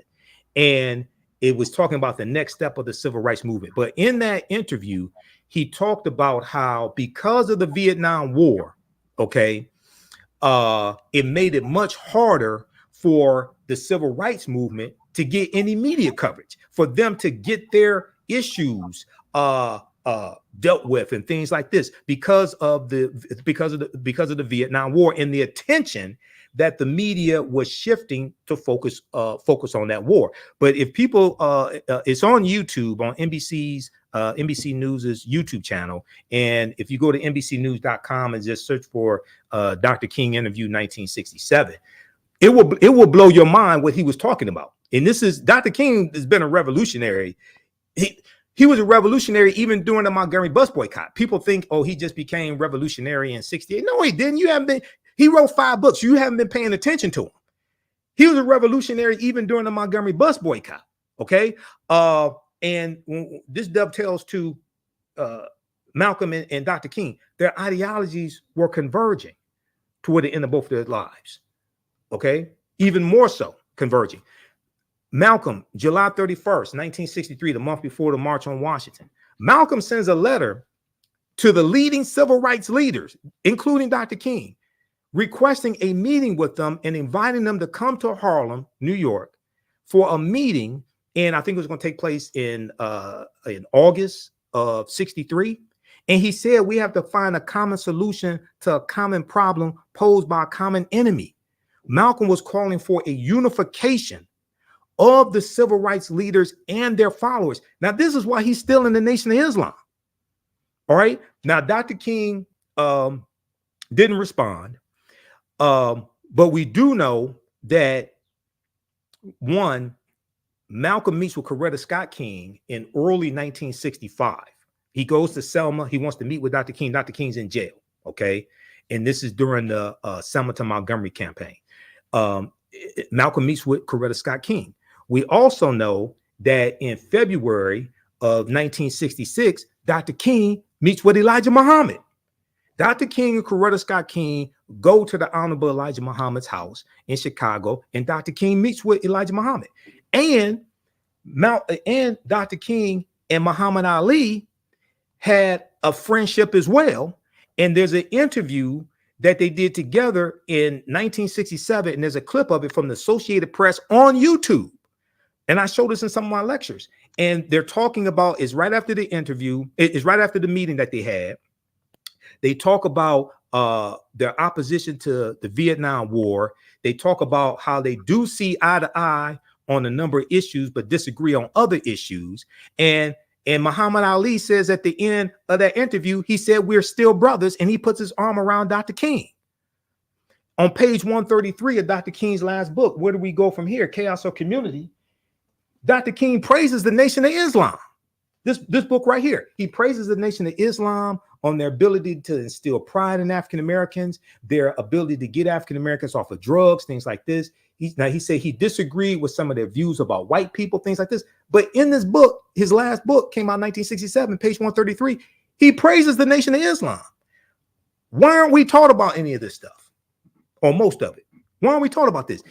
There has always been a concerted effort from the 1% or 5% to divide African Americans, to keep us divided, keep us fighting against one another. Okay, because they understand that if we all united, as Lil Flip said, game over. So there's always a concerted effort to keep us fighting against one another. But they understood that we had to unite. They understood that we had to put those differences aside. When Malcolm leads the Nation of Islam, there was a meeting, the documentary Make It Plain. The documentary Make It Plain about Malcolm X. They talk about a meeting that took place in the documentary. They said it was Juanita Poitier's house, which was one of Sidney Poitier's wives, Professor James Small, who knew Malcolm. He told me it wasn't at Juanita Poitier's house, it was somewhere else, but the meeting took place.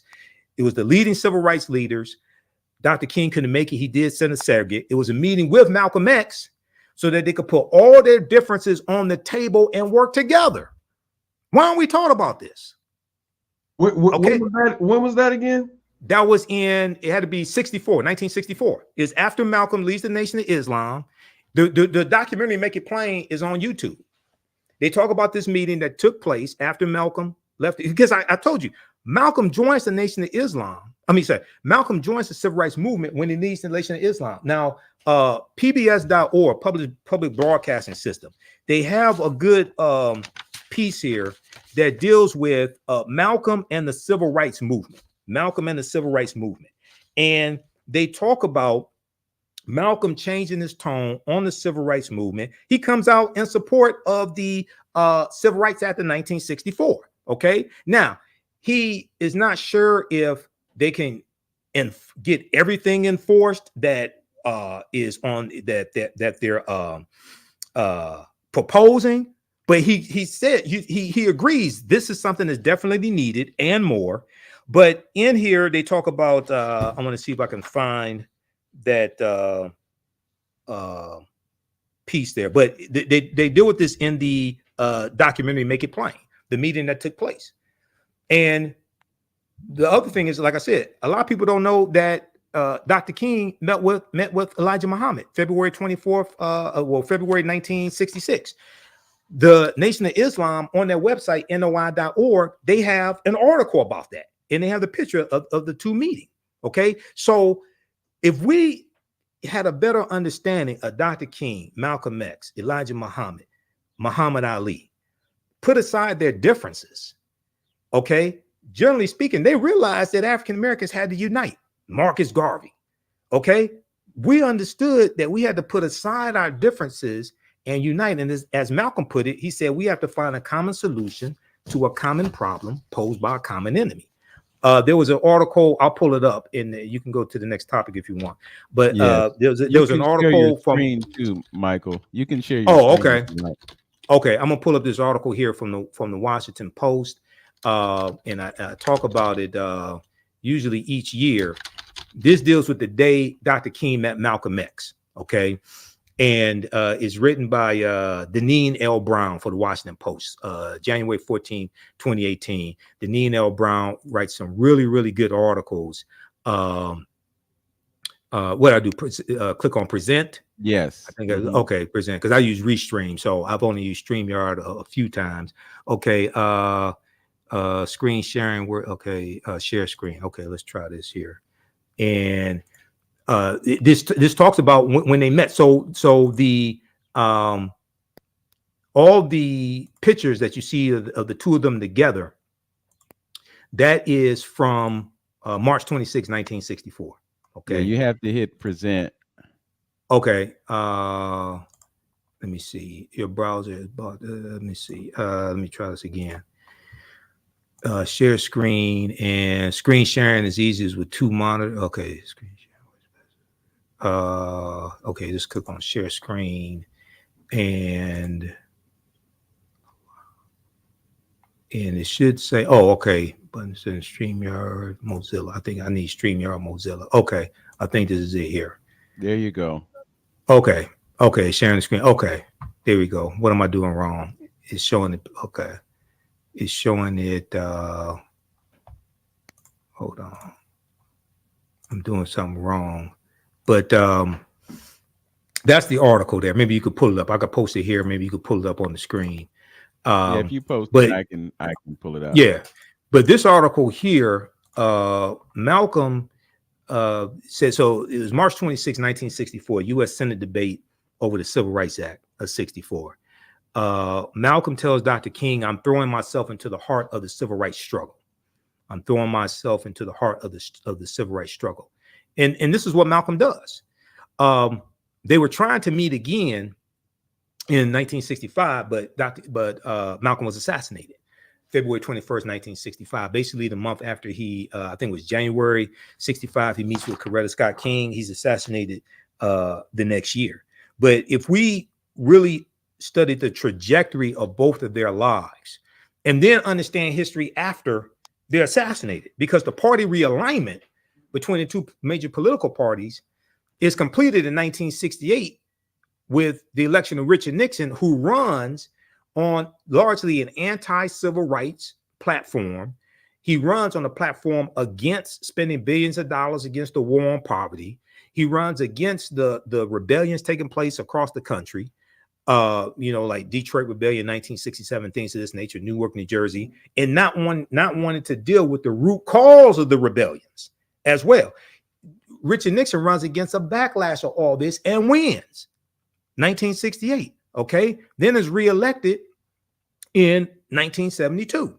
All right, so that solidifies the party realignment that began in 1928 with the Lily White movement, which was an effort by the Republican Party to appeal to Southern segregationist Democrats in 5 former Confederate states to get them to vote for Herbert Hoover, the Republican, for president, as opposed to Al Smith, who was the Democratic nominee for president. And he was a moderate Democrat from New York, Al Smith. Okay.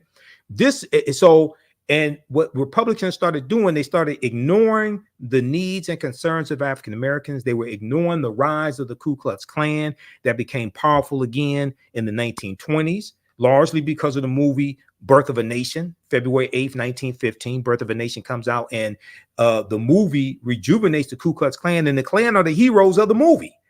Okay, the Ku Klux Klan. And that movie takes place during slavery, Reconstruction, and post-Reconstruction, during slavery, the Civil War, and the Reconstruction era. All right. And the movie calls Race Riots in the Streets. There's a scene that depicts a black man trying to rape a white virgin. And at the end of the movie, you have a rising up of the Ku Klux Klan to put down a rebellion of former Union Negro soldiers. And it says across the screen that this was the birth of a nation. The Ku Klux Klan starts taking out recruiting ads next to ads for the movie The Birth of a Nation in newspapers.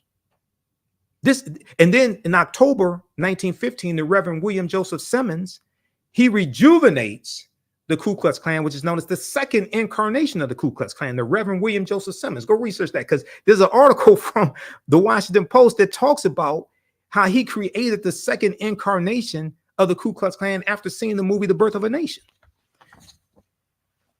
Wow. I wanted to bring up a couple of things before we conclude. Sure. In light of the fact that it's the birth anniversary of Malcolm tomorrow, just wanted to get your thoughts about what resulted in his assassination. You know, there are some who say that the NOI was in on it. There are some who say that it was Herbert Hoover J. Edgar Hoover and the FBI Mhm. and so forth. What are your thoughts about what resulted in the assassination of Brother Malcolm? Well, the FBI and CIA were definitely involved in it. The Nation of Islam was not involved, meaning Elijah Muhammad didn't give the order or anything like that. We know it was the FBI, CIA, and New York Police Department as well. If we look here, I'm going to give a few sources here because I have a number of them. The assassination of Malcolm X, reaction to the exoneration of two men convicted of Malcolm X's murder, November 17th, 2021, from the New York Times. I'm going to give you a few sources here. So we know the two brothers were exonerated. There was a cover-up and evidence that would have exonerated them was suppressed at the time of their trials and conviction back in 1965 or so. Muhammad Aziz and Khalil Islam. These were the two brothers who were exonerated. We know one of them filed a lawsuit against the New York City, against New York City for wrongful conviction. And your question was, you said, what was accomplished? Was that your question, Brother Vince? What was accomplished with his assassination? I just want to get your take on who was responsible for it. And what I'm getting from you, at least I believe, is that it was actually more so the FBI and J. Edgar Hoover than it was the Nation of Islam, because there is absolutely. You know that Louis Farrakhan, Brother Mr. Farrakhan, was jealous and all these other kinds of things, and the NOI may have participated in that assassination. But I want the record to be set straight. Well, the one brother who was a member of the Nation of Islam, not these two, but the other one, his name escapes me right now, to come to me. He admitted that he did it. Okay. And he said the other two were not involved in it. Okay. So was that the guy from Jersey? Was that the guy from Jersey? No, the one. So there was one. So there was a documentary that came out. Who killed Malcolm X, that really shed light on this, and it caused the Manhattan District Attorney's Office under Cyrus R. Vance to reopen the case. Okay, the guy from New Jersey. There was one guy who they said was the shotgun man. He was never caught. I'm talking about the one who was actually caught. There were three who were arrested and convicted. Okay. Two of them were not involved in it. Okay. And the one who was arrested and convicted, he said the other two were not involved in it. But they were set up, and there was evidence that could have exonerated the other two that was suppressed. There was a piece by I'm going to try to pull this up here. There was a piece that talked about how, from the Huffington Post, Hoover hid that some witnesses in Malcolm X assassination trial were FBI informants. Okay, I'm gonna post this here. You all can pull this up. So there's overwhelming evidence of a cover-up here, and we know that the New York City Police Department was not present at the Audubon Ballroom like they normally were when Malcolm X gave speeches, things of this nature. And there was a piece from face-to-faceafrica.com, and others have it also. This deals with Eugene Roberts. Okay, the little known story of Eugene Roberts, the Black NYPD secret agent who infiltrated Malcolm X's inner security and the Black Panther Party. Okay, Eugene Roberts. Now, in the I think it's in the second Eyes on the Prize series, the one that deals with like 1965 to the 1980s. If I remember correctly, Eugene Roberts is interviewed in there. Okay, because the second Eyes on the Prize series is even more powerful than the first one. The second Eyes on the Prize series interviews Kwame Ture, Stokely Carmichael. They talk about the Deacons for Defense and Justice. They talk about Malcolm X. Whereas in the first Eyes on the Prize series that deals with history from about 1955, starting with the lynching of Emmett Till, August 28th, 1955, through the passing of the Voting Rights Act in 1965. They really don't deal with the armed resistance. They mention Malcolm X about 90 seconds in that first Eyes on the Prize series. That second one gets really deeper into all this. And also it deals with how the civil rights movement was really not a nonviolent movement. And if you read the book by Professor Charles E. Cobb Jr., this book here, this Nonviolent Stuff Will Get You Killed, this deals with the whole history of armed resistance during the civil rights movement. And Professor Charles E. Cobb Jr. Was a field secretary for SNCC, Student Nonviolent Coordinating Committee, for 5 years, working in rural Mississippi to organize African Americans to register to vote, you know, and dealing with getting the right to vote. And he said when they came from the north, went down south. He said when they first went down there, he said black people down south said, we know you're nonviolent, but we're not. And we're not going to let these white people kill you. And he said that whenever they stayed at somebody's house, you know, the African American's house down in the south, he said they always had guns. There was a shotgun over the fireplace. There was a gun in the nightstand or something like that. Because in the South, you grew up in a gun culture. Oftentimes you grew up on a farm. You have to protect livestock. You have to be able to protect your house. If you're on a farm, if you're on acres of land, right, you usually you're on the outskirts of town many times. So you don't have a local police force. You have a sheriff, but you don't have a local police force. So you had to be able to defend yourself. So African Americans grew up in a gun culture. You learn how to hunt. If you were a boy, you learn how to hunt. Maybe when you were a teenager, you may get a 22 caliber rifle for your birthday. So this book documents the armed resistance throughout the civil rights movement, even the armed resistance protecting Dr. King when the Deacons for Defense and Justice were providing security for Dr. King.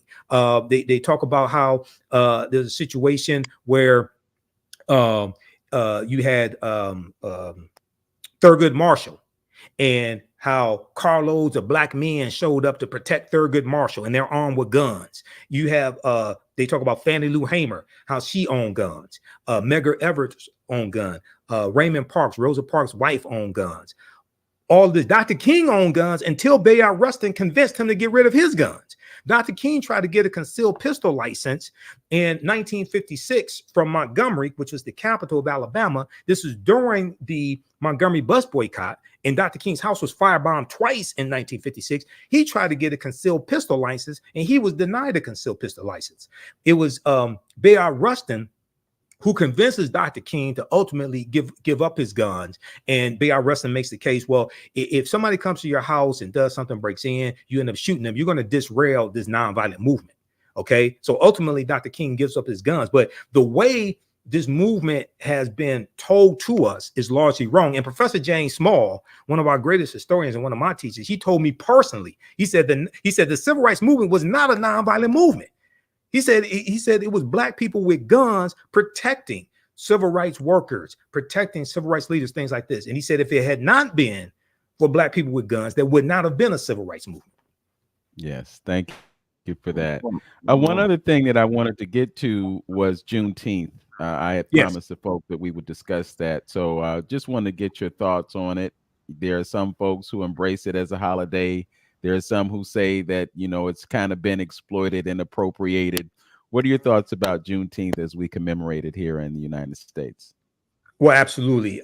First of all, we've been commemorating Juneteenth for decades before it became a federal holiday. In 2022, it became a federal holiday. It passed Congress, finally signed into law by President Joe Biden. It's the only federal holiday that recognizes slavery. The only federal holiday that recognizes slavery. So when I talk about Juneteenth, and people can contact me if they want me to do a virtual presentation for the Juneteenth celebration, what have you, we have to protect the history of Juneteenth and correct the history of Juneteenth. We have to protect the history of Juneteenth and correct the history of Juneteenth. It can become a very powerful celebration and we can use it to educate Americans on a history that Republicans are passing laws to suppress the teaching of that history in the state legislatures and in their respective states and in public schools. We have to understand history, economics, law, and politics. Number one, Juneteenth was not the last day of slavery. Juneteenth commemorates June 19th, 1865, when Major General Gordon Granger goes into Galveston, Texas to deliver General Order Number 3, saying that those enslaved Africans were freed. And this is after General Robert E. Lee surrenders to Ulysses S. Grant, April 9th, 1865 at Appomattox Courthouse in Virginia. Okay, so that effectively ends the Civil War, April 9th, 1865. However, it does not come to an official end till August 1866. Slavery does not officially end until December 18th, 1865, when the 13th Amendment is adopted. Is ratified December 6, 1865, when Georgia ratifies the 13th Amendment. Okay, so Kentucky and Missouri, from memory, Kentucky and Missouri, they don't officially end slavery till December 6, 1865. We know that you have people say that this was 2 years after the Emancipation Proclamation. The Emancipation Proclamation freed the slaves. No, the Emancipation Proclamation did not free the slaves. Go to archives.gov or the Library of Congress and read the Emancipation Proclamation. It tells you that only the slaves in territories of rebellion, or those that were a part of the Confederacy, were freed. Those in the border states, Maryland, Missouri, Kentucky, and Delaware, they were allowed to keep their slaves. Maryland did not abolish slavery till November 1st, 1864, after they put it on the ballot. Okay, so it was not the last day of slavery. And you're going to have some slave owners who keep the information or don't free their slaves to the following year, because it took Major General Gordon Granger and his 2,000 Union troops, most of them African-American men. It took them almost a year to go throughout the entire state of Texas and physically take back Texas in, under control of the Union. It took military force. There were 250,000 enslaved African people in Texas. They all did not get the word on June 19th. June 19th is the date that was agreed upon to celebrate what happened and celebrate them being free. But all of them were not freed on June 19th. One, two, is not the Emancipation Proclamation that freed the slaves. It's going to be the 13th Amendment, when it's ratified December 6, 1865, when Georgia ratifies the 13th Amendment, because they had to change the state constitution, ratify the state constitution to end slavery, because slavery was sanctioned by the state constitution.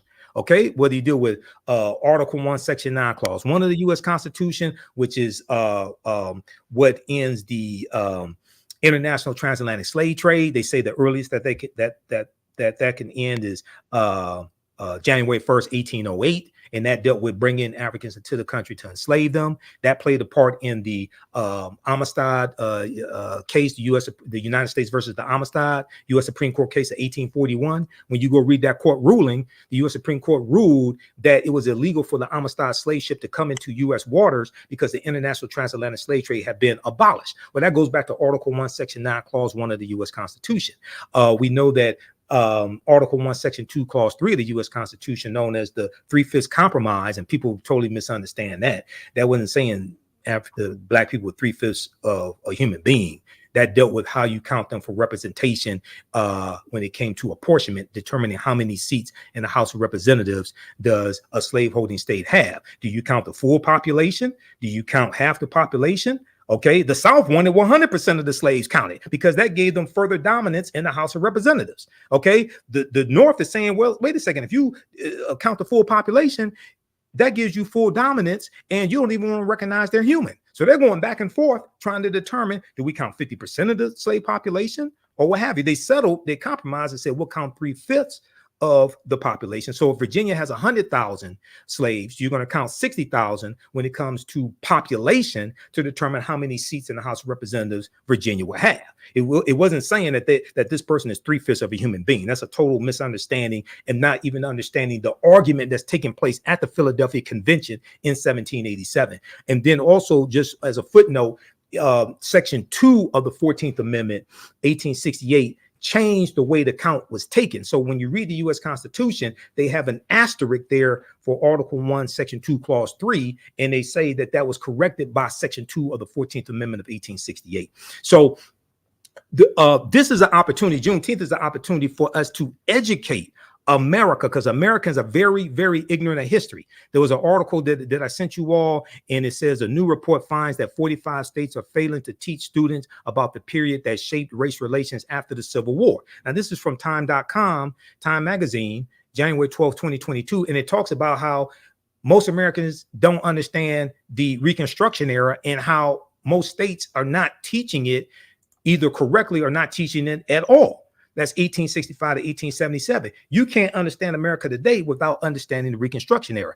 So Juneteenth gives us an opportunity to educate America on all this history, but also to tie that to the fight for repairing the damage of a legacy of slavery, racism, Jim Crow, segregation, redlining, housing discrimination, structural inequities, what some people collectively call reparations. Okay.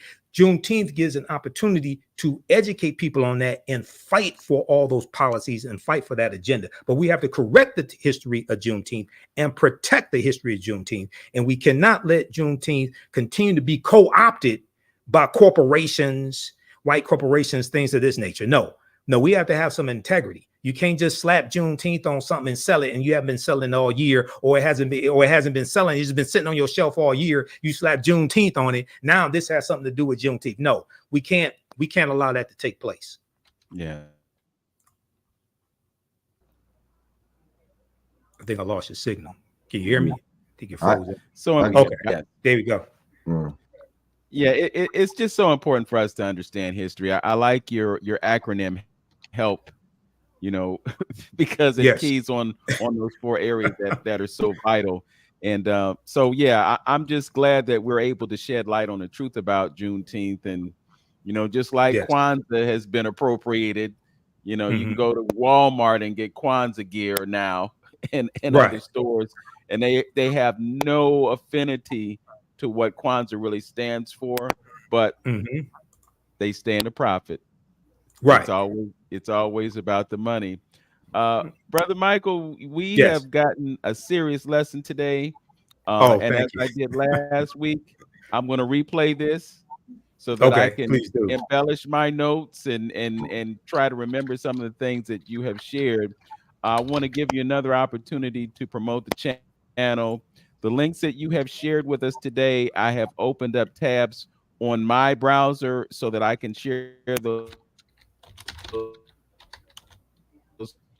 Right. Okay. Links, to look at some of them. I couldn't bring up because I guess it was the New York Times or the other publications. Oh, they have a paywall. I have a digital subscription. I spend so much money on digital subscriptions each month for a lot of these news sources here, because some of them aren't free.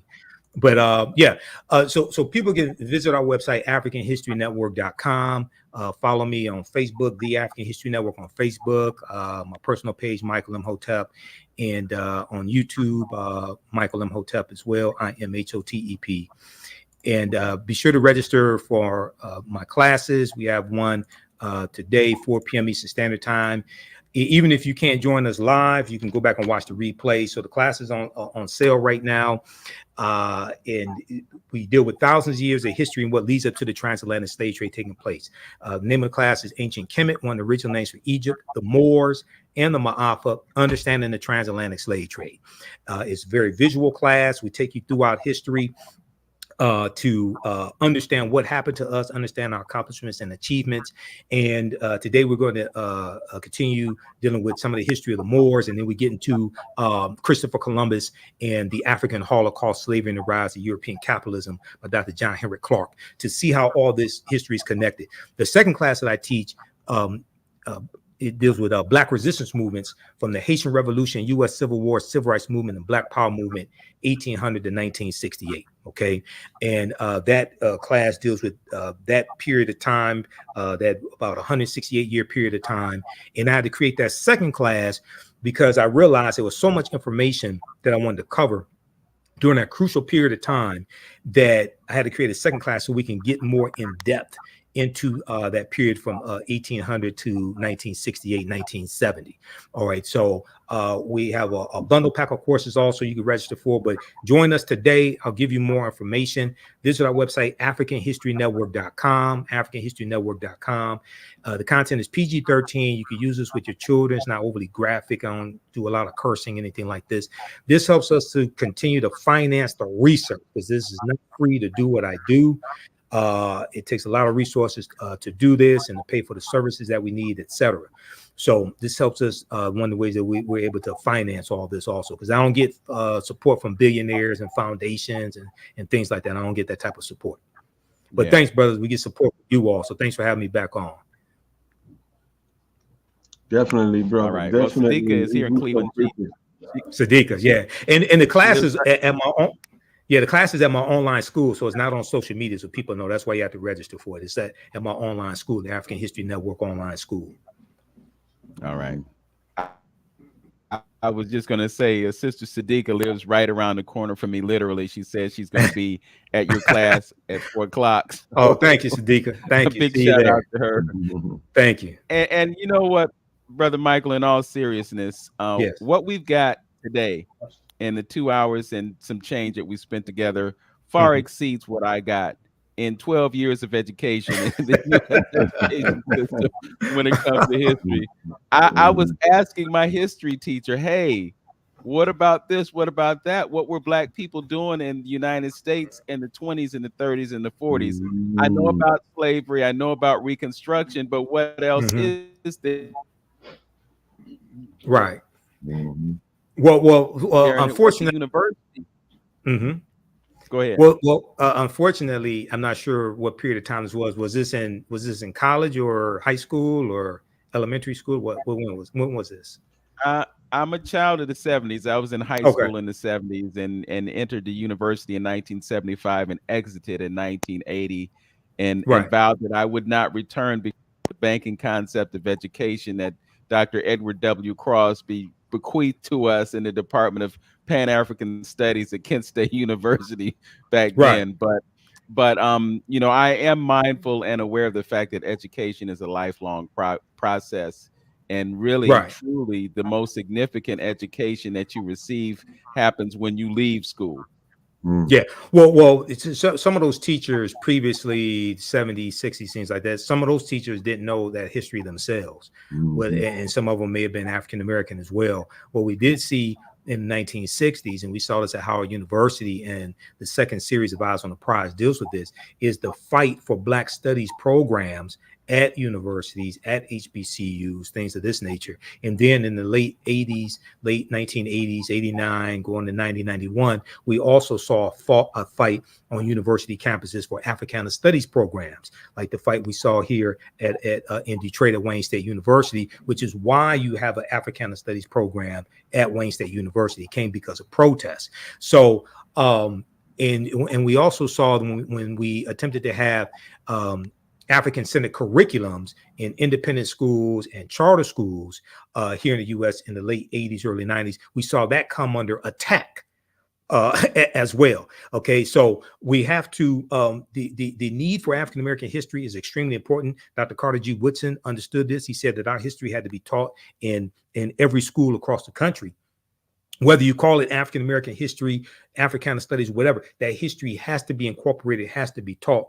And we also have to fight back on those attempts to suppress that history as well. Like we see in the legislatures, in Florida, in other state legislatures, the anti-critical race theory laws that we see, Oklahoma, Georgia, things of this nature, they are attacking in various ways the teaching of that history because they understand that right knowledge corrects wrong behavior. And and one of the things that they fear also is if white children understand what happened in this country, you're going to have white children rebelling and fighting back against the establishment as well, because the George Floyd protest that took place, it was interracial. It wasn't just African Americans out protesting. It was white people out protesting, white teenagers, things like this. And that protest went global. Okay. And a lot of things were connected. So people are saying, well, wait a second, the civil rights movement, the modern day civil rights movement in the 1950s and 60s, you had participation from white people in that protest and things like this. And they're saying, hold on, we need to attack the information source that will properly educate them on this history that happened, while at the same time be able to, through law, suppress their ability to vote to change the future. Those attacks on the history and voting rights are not separate. They're combined. Okay, when you can control people's access to information about understanding the past and control their ability to vote to create law and impact law that determines the future, right? I'm telling you, they're trying to wipe us off the political chessboard.